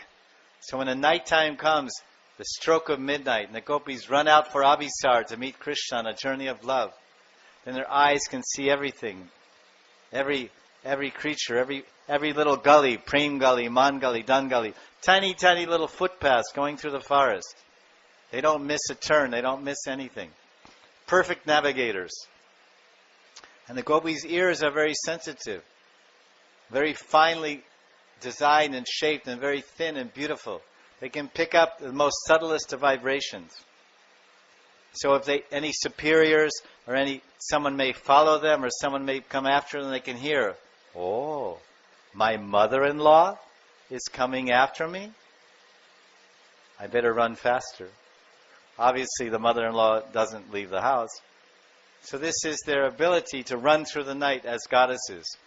So Tauratri, so the imagery, it's called imagery, metaphor. There's a moon, there's a night. Is that all it means?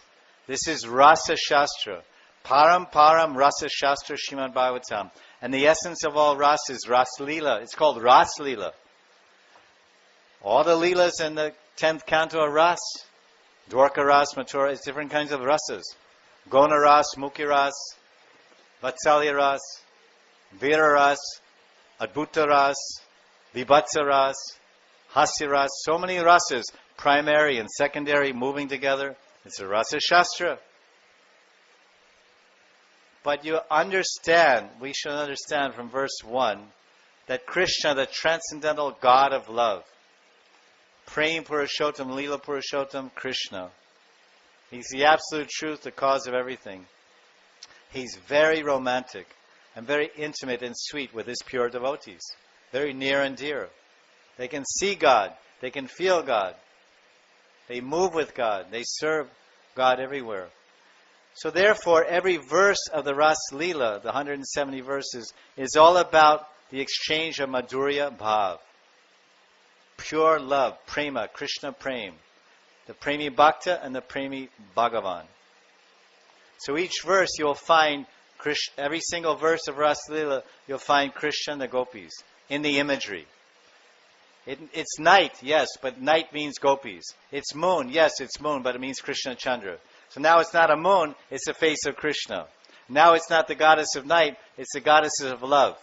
The Prem Devis, the Mahabhav Devis, the Sakhis. The Sakhis and Gopis of Vrindavan. So every verse is setting the mood of Madhurya love. The sweet love between Krishna and the Gopis and all his pure devotees. So the moon becomes sweet. It becomes a Madhurya Purnima. Because it's related to Madhurya Prem, Madhurya Ras. The Gopis Madhurya, Parakya Bhav Madhurya. So it's not an ordinary full moon night in Sharad.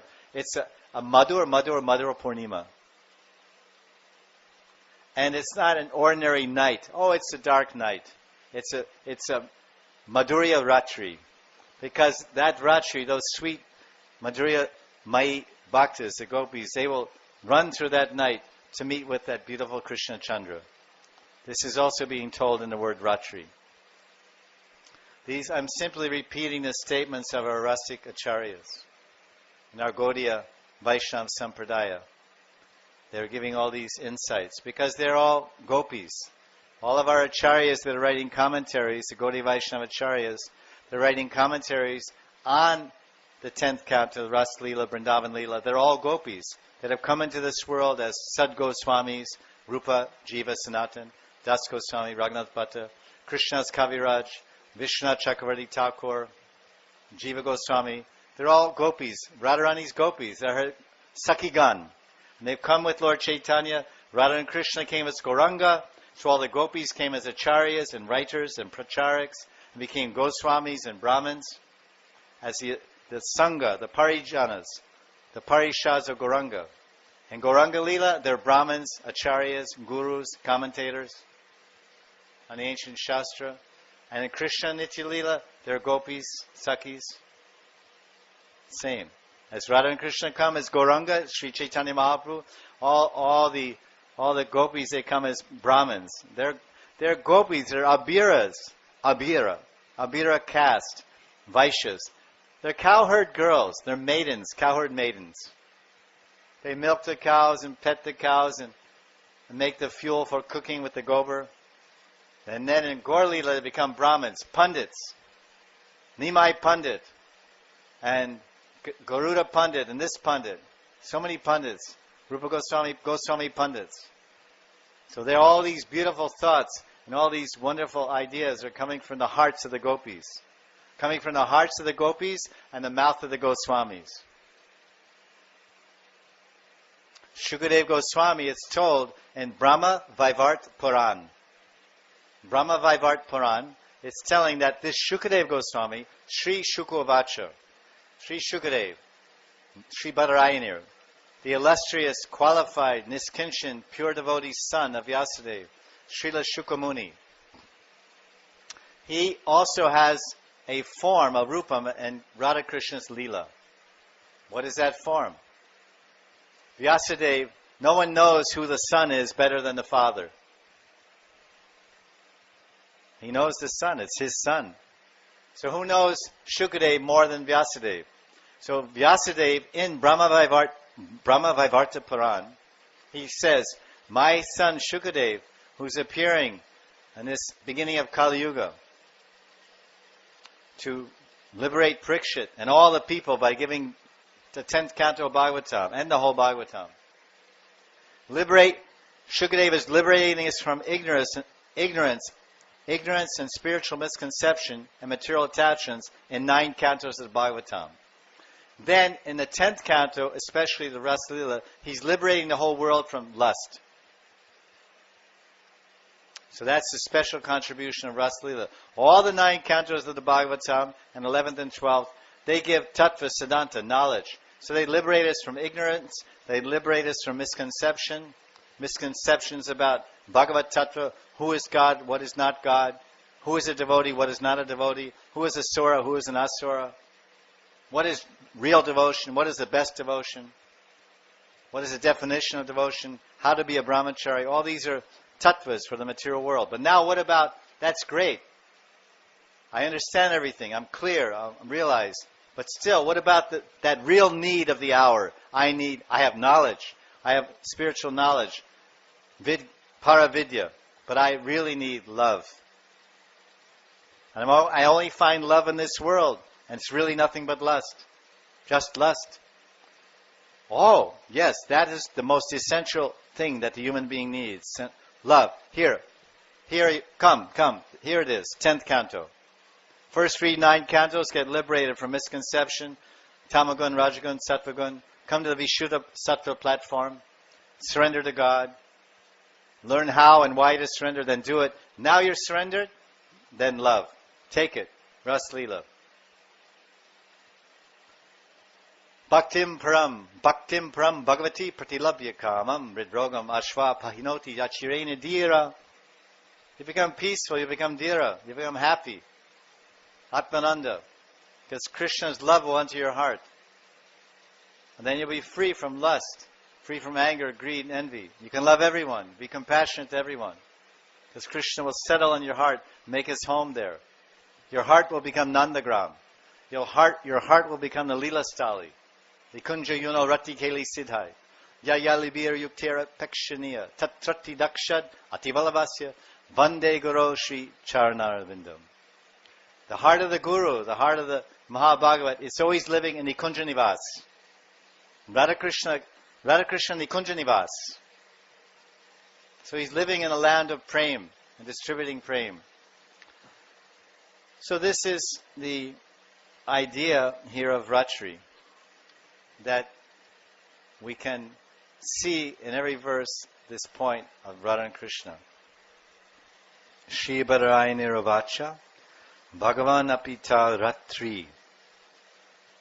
Now we'll discuss the 3rd line of the first verse of the Rasa Panchadhyaya. Sharad Utfula Malika. Sharad Utfula Malika.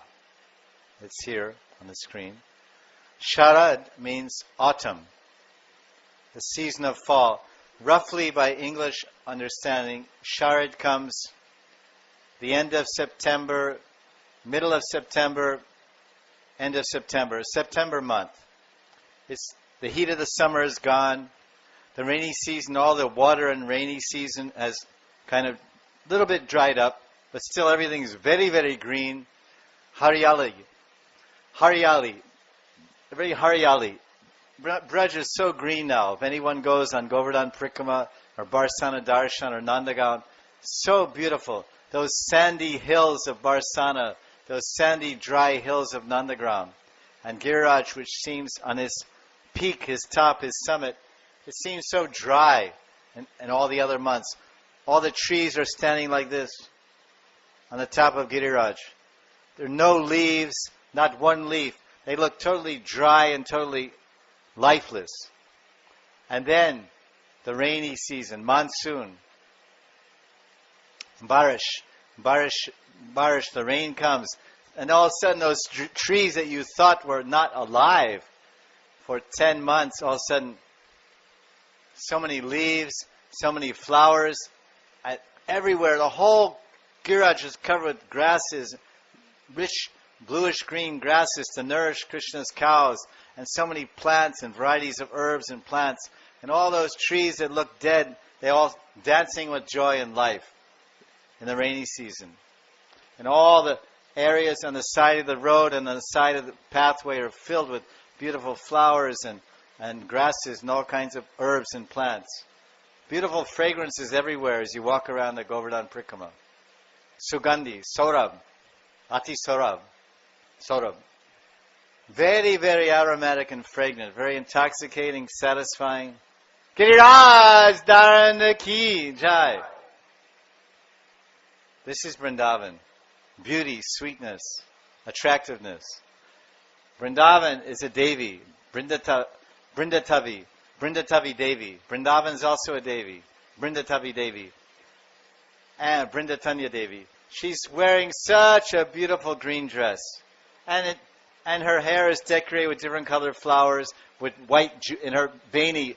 And Brinda Devi's bani, she has very tiny little juhi flowers.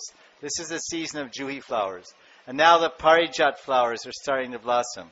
One flower blossoms for the pleasure of Radha and Krishna and all the Thakurjis, and then he does his seva, then he retires so the next flower can do his seva.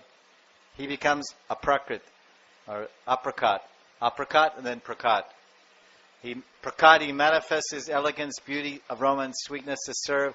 Then he becomes aprakat. Then the juhi flowers blossom, and then the parijat flowers, and their bracelets are made of parijat flowers and put on Krishna and Radharaman, Govindaji. That's the parijat. And now the Madhavi flowers, the beautiful white, gentle Madhavi latas. The Madhavi, or rather Malati, I think Madhavi latas are coming with the white flower, totally white, very delicate petals, very gentle flower, but such a fragrance. It's the fragrance, and it only lasts for a short time. You pick the flowers, you make a mala for Thakurji, you offer it to Radharani, Radharani offers it to Sham or to Giridhari, and then they both enjoy the prema saurabh, the beautiful prem sugandha. And it lasts for a few hours, and then he retires. And then you take off and you put on another garland. So this is a feature. All these flowers are coming because we have in our Bagicha, in our Radha Bagichi, we have all these seasonal flowers. So this is going on. This is the Sharat Utphala Malika. So let's take the word Sharat. It's the full moon. And I said it's a very sweet full moon. And there's some commentaries here. We can read that. The Sharat full moon. Vishwanath Chakravarti makes he discusses the whole phrase. Most acharyas take the whole phrase together. Sharat Utphala Malika. Utphala. That means the flowers are ut. A flower has different stages of blossoming. It starts like this. When the sun rises, then it opens a little more.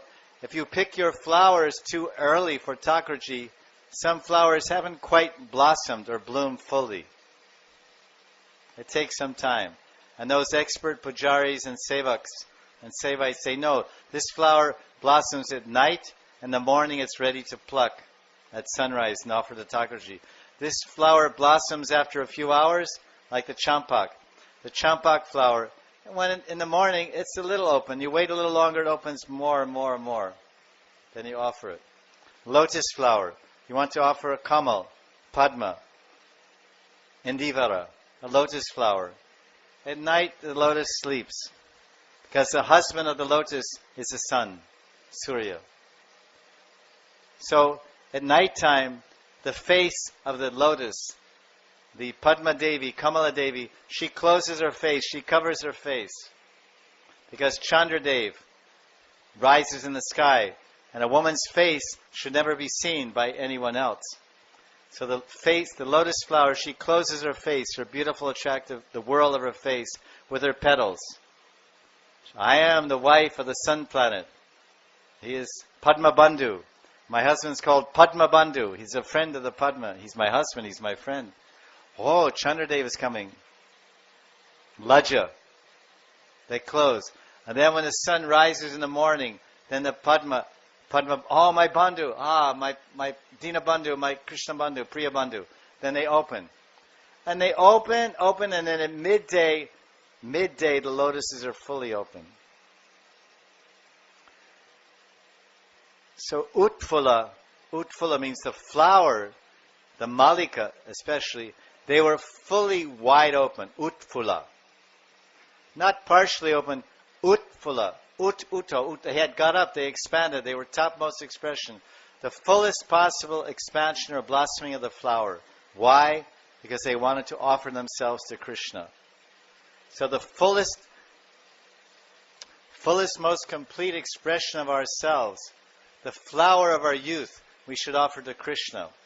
My Gurudev, Srila Prabhupada, went to America and he preached to all the young people because they can listen and they're humble and they're intelligent and they're willing to change, generally.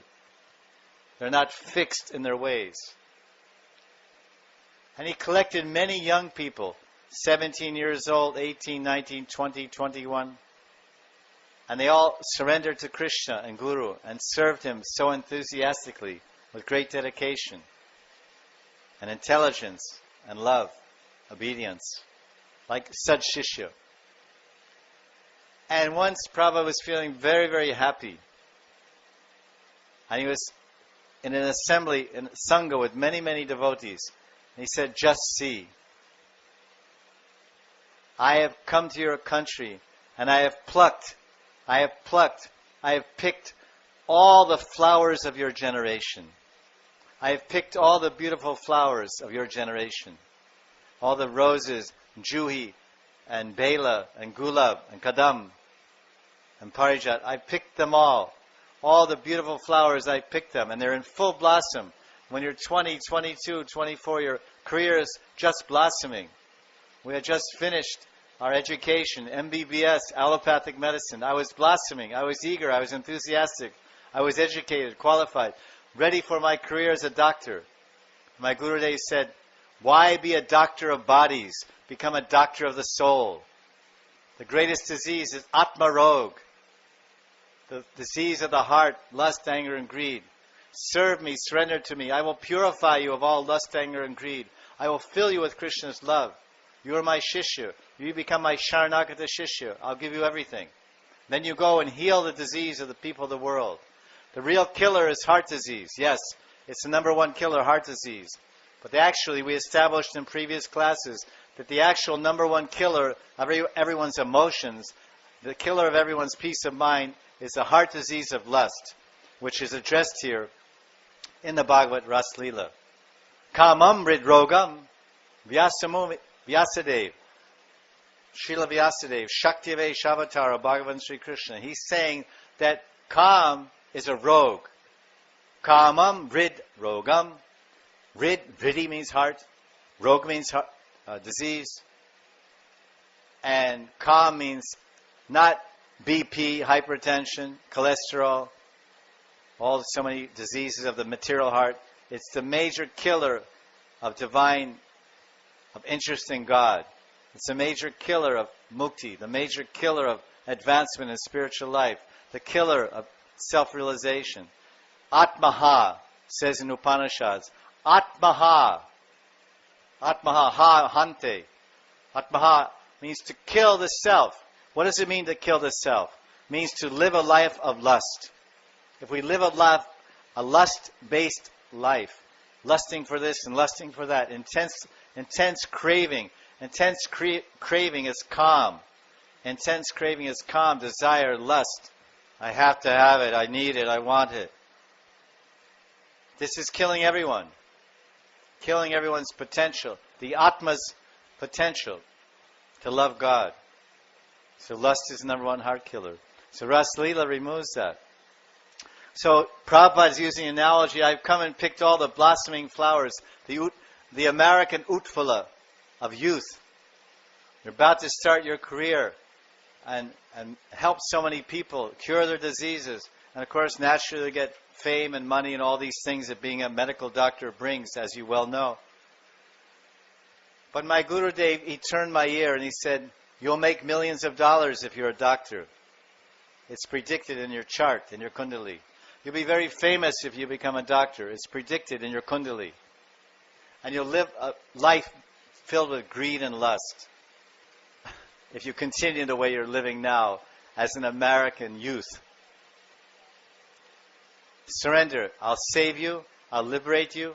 I'll give you Krishna Prem. And I'll engage you as a spiritual doctor, Krishna's doctor, a Prema doctor. I said, I surrender. Shishyashteham mam shadimam tvam prapanam. Shishyashteham mam. I am your shishya. Prapanam, I fully surrendered your lotus feet, Srila Prabhupada. Take me, I'm yours.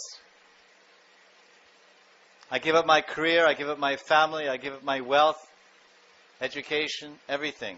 My hopes, my dreams, my material hopes and dreams. Take my life, take my man, tan, dan, everything.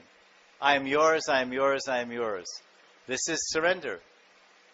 And I'm glad I did it. I'm very glad I did it. The only thing I lament is I didn't surrender when I was younger. Some things can be shared with real devotees, full devotees. You're all full devotees. You feel the same way. Shart Utphala Malika. It's autumn. A few months from now will be autumn. If you're fortunate to live here, you'll experience autumn. And those reddish moons, when we sleep on the roof of our ashram, it's so much relishable to see the rising full moon. And your mind runs to the Raasa Lila and Vanshivat and all these beautiful scenes and feelings. And then you open your eyes and see the moon rising over your ashram in the eastern direction. Then you smell all the beautiful malika flowers and all the dewy flowers rising, the aromas rising from the garden. And our Thakurji, our Radha-Krishna, our Thakurji, at night, we take him out to the garden. We bring him out to the garden. So he's by the window of his mandir. And right by the window of Thakurji's mandir in our garden, right next to the window, he sleeps there. I planted some flowers. They're called Ratki Rani. Ratki Rani, the queen of the night. So she's another Devi. She's a queen, not just a Devi. She's a queen and she's a flower. So she's another night goddess. She's another night goddess, a full Devi. We planted so Thakurji can enjoy this beautiful Ratki Rani. She's the queen of night, Rat, because she gives so much beautiful fragrance. And it's just near his window. And that way up on the roof you can't smell. It doesn't go that far. So in this way, the flowers are beautifully blossoming. And Krishna's mind, he was thinking of those beautiful gopis, of those Malika-like gopis. So, Shart Utphala. Vishwanath Chakravarti makes a very nice point. Malika Utphala. Okay, Sharad Purnima, the moon rises. That happens every year. Everywhere in the world, there's Sharad Purnima. Of course, it's not the same as Vrindavan. However, what doesn't happen anywhere in the world, and what doesn't happen anywhere in Vrindavan, and never happened before in Vrindavan, and never will happen again in Vrindavan, is that something unusual, astonishing happened. That the Malika, fool, the beautiful flowers, Malika is sometimes called Mogra or Bela. In Vrindavan we call these Bela. They only blossom, they become Utphala in the summertime, in April, May, and June. Not in autumn. July, August, September, 3-4 months, hardly anywhere any of these flowers, Malika. They're blossoming out of season. So Vishnu Chakravarti Pad says, this is amazing, astounding, astonishing. How is it possible? He says for different reasons. Of course, it happens because Krishna wants to enjoy the flavor of that flower. Because the Swarup Lakshana, the primary characteristic of the Malika fool, is its gandha, its saurabh. What is that saurabh? Is it a heady heavy herbal fragrance like kadamba? No. The aroma, the fragrance, the saurabh of the Malika flower is very gentle, and when one smells it, he feels romantic feelings. It's a very intoxicating, romantically intoxicating fragrance, the Malika. So Krishna was in a mood for love, to keep his promise to the Kanyakumaris, to dance with them for many nights, and to celebrate the dance of love with all his Nitya Siddha Sakhis, Radharani, on another Purnima, Shard Purnima. Most beautiful. So for different purposes, he was in the mood of love, romance. And these flowers, knowing his mind, knowing his heart, and Yogamaya knowing that, the flowers responded by blossoming. What flowers? The Malika. The Malika flowers have been sleeping for months. Practically they fell off the vines. There's no more Malika flowers. You have to wait one more year till May and June to get Malika. Mogra, Bela. But all of a sudden they sprang to life. Oh, Krishna's in a mood of romance. And his bhav, Madhurya bhav. So he needs some Madhurya ras sugandhi, saurabh. So then the Malika become utphala. And Krishna, just by the fragrance, Krishna simply, in Nandagaon, he smells the fragrance, the Malika sugandha, or the saurabh, or the utpula, fully blossoming Malika. Then his mind, rantum manasa chakre, his mind starts turning towards rantam, rati. Ranti means love, amorous affairs, romance, with his beloved premis, the gopikas, the gopika premis. And any pure devotee can dance with the Lord if they have prema bhakta. So Yogamaya arranged to create the atmosphere, the environment, the udipan. This is the vibhav. First, the sthayi bhav is already there, sthayi bhav, madhurya bhav, gopika's madhurya bhav, Krishna's madhurya bhav. Their romantic, amorous love for each other is eternal. And on this particular Shard Purnima, Krishna was enticed and excited by the udipan. Udipan. Udipan.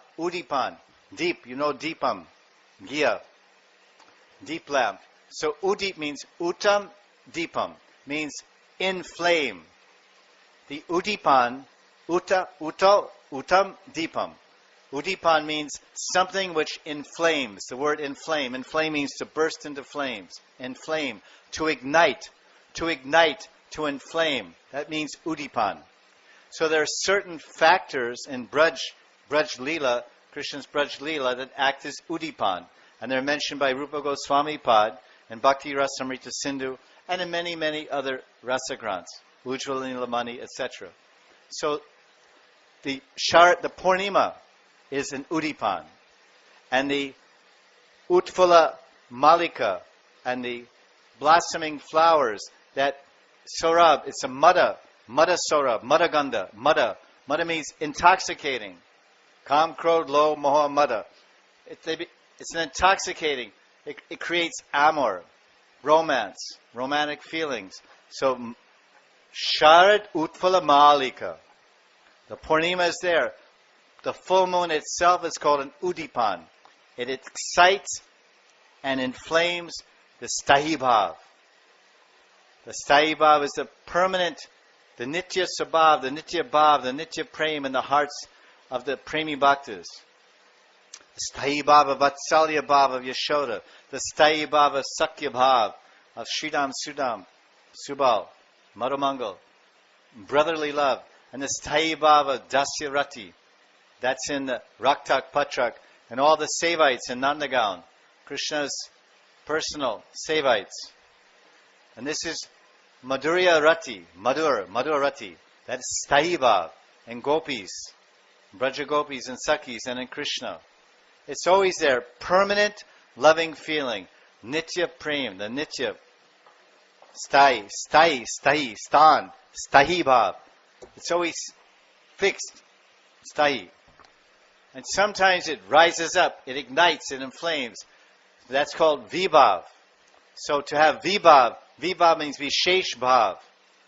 That the Bhav, the Madhurya Bhav, in this Lila Vichar, in this Rasa Vichar, the Sthayi Bhav needs to be ignited, inflamed by some Vishesh, some special factor, and that's called Udipan. So Vibhav has different points. There's Alamban Vibhav. Alamban means the Nayak and the Nayaka. Vibhav is the beginning, Vishesh Bhav. Because the Vibhav moves. The Vibhav moves the Sthayi Bhav. So Vibhav is a person. Vibhav is a person, a hero, a heroine, a place, an event, a sound, a sight, a smell, some type of indriya, a sense impression. That gets the Madhurya Sthayi Bhav, Sthayi Rati moving and rising. So it's called Udipan. Like you have a small flame, Chota Deep. And if you put ghee on it, more ghee, then it becomes big flame, yes? Little flame, you have little flame, you put petrol on it, big flame. Little flame, like we have this Akhanda Jyoti, on a mandir they have Akhanda Jyoti, or Akhanda Deepam, and your mandir they have some lamp with always putting ghee, Chobis Ganta Satin, rose Deepam. It's called Akhanda Deepam. For Thakurji Seva, it creates Mangala, auspicious atmosphere, and boots and prates, they run from the flame. Very auspicious. Shud Gaika Ghee, and Wombati, the cotton, and like this. So this is the Chota Deep, although it's not very small. It's an analogy. It's only an analogy to help you understand Rasa Tattva. Rasa, Bhakti Ras, is based on the combination of different bhavas, 5 bhavas. Bhavs, Sthayi Bhav, Vibhav, Anubhav, Satvik Bhav, Sanchari Bhav, all together. And Ashta Satvik Bhavs. So now it begins, the permanent Bhav is Sthayi Bhav, like a little flame. And then Vibhav. Vibhav is that Vishesh, that special factors which increase that flame, the pouring of the petrol. What's the factor? What's the event that increases the fire when you have a small fire? How'd that fire get bigger? It was only small when I left it. I poured 3 liters of petrol on it. That's the cause, yes? The cause for increasing the fire is putting more petrol. So then the deepam, the light of the fire, becomes udip. Uttam deepam. You understand? This is Sanskrit. Uttam deep. Ut deep. Ut, like we say, uto. Jeev jago. Wake up. Tamasi mam jyotirgama. Tamasi mam. Andajana. I'm in blindness. Where is God? Who is God? Why is God? Who needs God? Tamasi mam. Jyotirgama. Agama. Agama means to go, to move, run.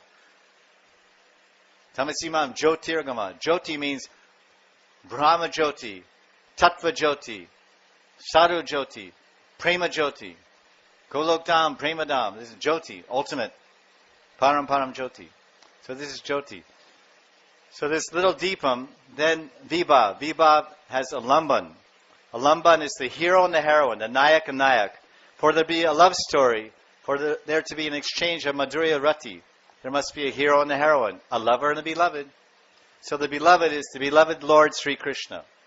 Because Bhagavan says, Shri Badarayani Vacha, Bhagavan Apita Ratri. We discussed the meaning of Bhagavan yesterday. So Bhagavan means Aishvarya Vichar and Madhurya Vichar. Aishwarya Vichar. Bhaga means Aishwarya, opulence, wealth. Sad Aishwarya Purna. All beauty, Saundarya, all fame, Yasho, Saundarya, beauty, fame, knowledge, Vidya, and power, Shakti, and then renunciation, Tyag, and what's the other one? I forgot. Anyway, these 6 opulences. Beauty, fame, knowledge, power, renunciation, and wealth. There's money, Lakshmi. So that's one meaning. That's the Aishwarya Vichar of the word Bhagavan. But the Madhurya Vichar means the sweetness of God. The Madhurya Vichar. God is a lover. God is a friend. God is a son. And Vatsalya Ras, and Madhurya Ras, and Sakya Ras. All these different rasas. And sambandhas, and relationships. Stairati. So this is the intimacy of God. The nearness. Antaryami. God's inside me, so near and He's so far. Anor Niyan, Mahato Mahiyan. He's in Kirodakshailoka. He's in Vaikuntha, and He's right here. Antaryami Paramatma. He's very near. Near, dear, intimacy. That also means Bhaga. Van.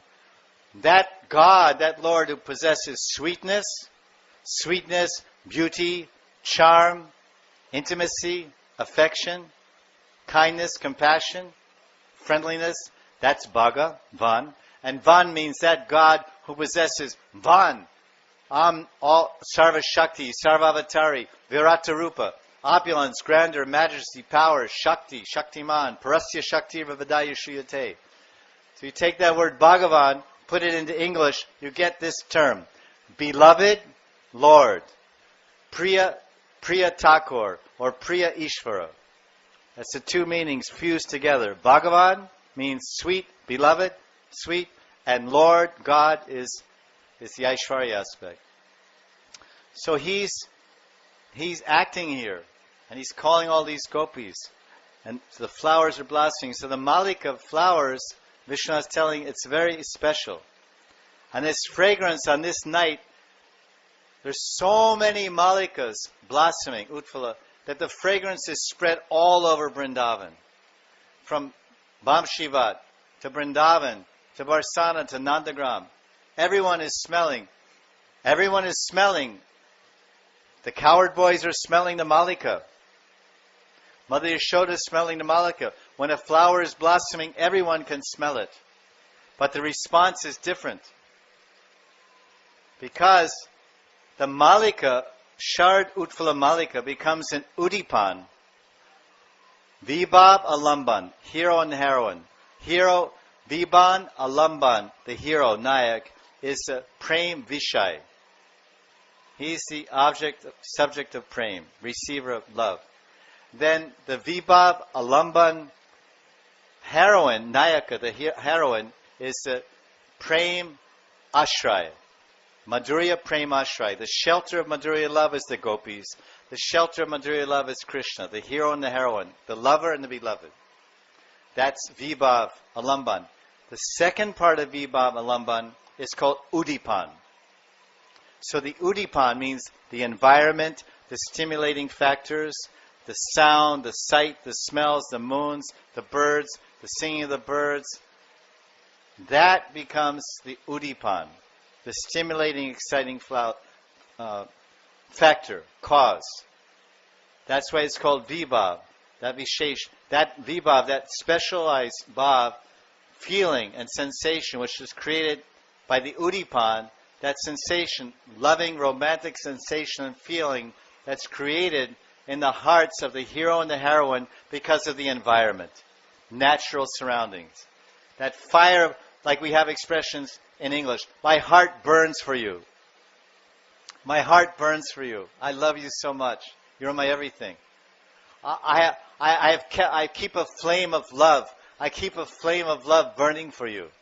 These are phrases of love in America between husbands and wives, lover and beloved. So that is Stahi Bhav, Madhurya Rati Stahi Bhav. That the gopis always have a flame of love burning for Krishna all the time. And Krishna always has a flame of love burning for the gopis and burning for Yashoda and everyone, all the Brijvasis and all the pure devotees. But tonight, on Sharad Purnima, his flame of love, that Madhurya Jyoti, that Madhurya Deepam is burning. It's always there. Now, when he sees the full moon, Sharad Purnima, Viksha, sees it, Darshan, Dristi, and he smells the intoxicating, romantically intoxicating fragrance. When he smells the Malika flower, when Bhagavan Sri Krishna, he doesn't, like Yashoda and the cowherd boys, oh, the Malikas are blossoming. Isn't it sweet, Subal? Oh, it's very fragrant. It's nice. Good night. And Yashoda goes to sleep, and the cowherd boys go to sleep. But Krishna, when he smells the same fragrance of the Sharad Utpala Malika, it has a different effect. Same cause, different effect. We see that everywhere. The cause is one, the effect is different. There's one cause. A bomb blows up. It has one effect on you and one effect on another person. When bombs were blowing up in World War II, in Calcutta, my Gurudev was cooking puris for his Thakurji. And the bombs were going up. The cause was one. A bomb was blowing up, bombing the city of Calcutta. His wife had one response, the effect. Oh, come on, Abai, let's take the children, run to the bomb shelter. Let's save our lives. You go, you take the children, save your lives. I'm making Thakurji's offering. So Gurudev is cooking the puris for Thakurji, Radha Govinda Thakurji, his Thakurji, his Priya Thakurji, his Gar Thakur. Radha and Krishna, you go. Radha Govinda. He's cooking puris. My Gurudev is a very expert cook. Pakka, first class, bhariya cook. Bhariya Rasahi. Maharaj. Maharaj means cook. So he was cooking and he said, and then my Gurudev commented because we asked him, Prabhupada, when that one cause of the bomb went off and bombs were falling everywhere, didn't you have the response of fear like everyone else? He said, I was not afraid. When I heard the bombs falling outside my window in Calcutta in the 1930s or whenever it was, boom, boom, boom, and my Gurudev made those same sound effects. I heard this like 36 years ago, this story. I heard the sound of bombs. It means sure death. They can fall on my roof. They were falling everywhere. But I was cooking Thakurji's puris, his bhog, and I was thinking, this bomb is Krishna's rupam. This bomb is Krishna's form.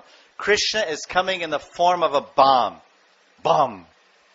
Because Krishna has ananta rupam, ananta gunam. So everywhere is Krishna. Krishna is in the bomb. Krishna is in the smile. Krishna is in the cake. Krishna is in the slap. Everywhere is Krishna. Yomam pashati sarvacha, sarvam cha mayi pashyati. Bhagavad Gita, chapter 6, verse 30. For one who sees me everywhere and sees everything in me.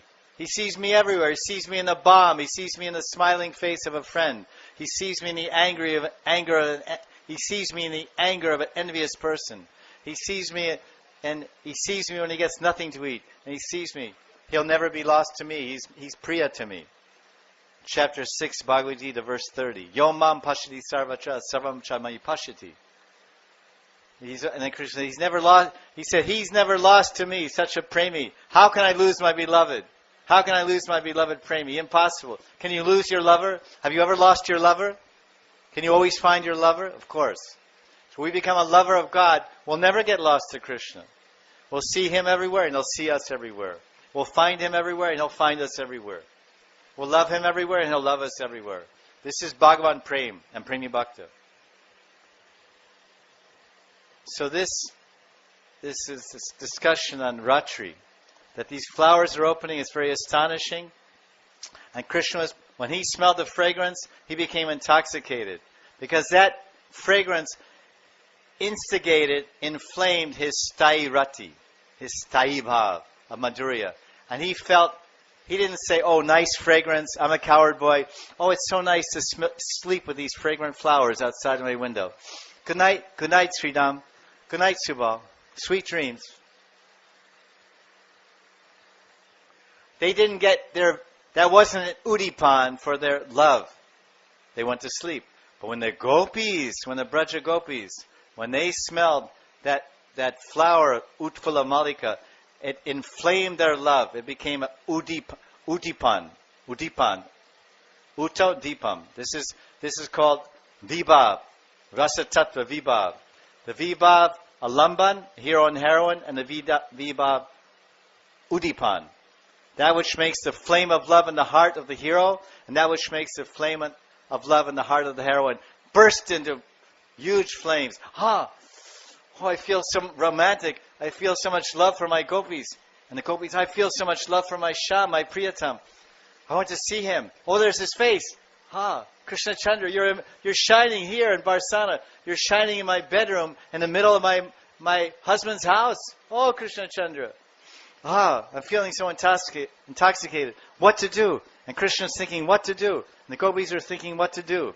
And tomorrow we'll hear some more about Malika flowers. And they're wonderful, how instrumental they are and how important they are in Madhurya Leela and Vrajadam. Sridham Vrindavan ki, Shri Radha Krishna Bhagavana ki jai. Jai Jai Shri Radhe, Jai Jai Shri Sham, Jai Jai Shri Vrindavan Dham.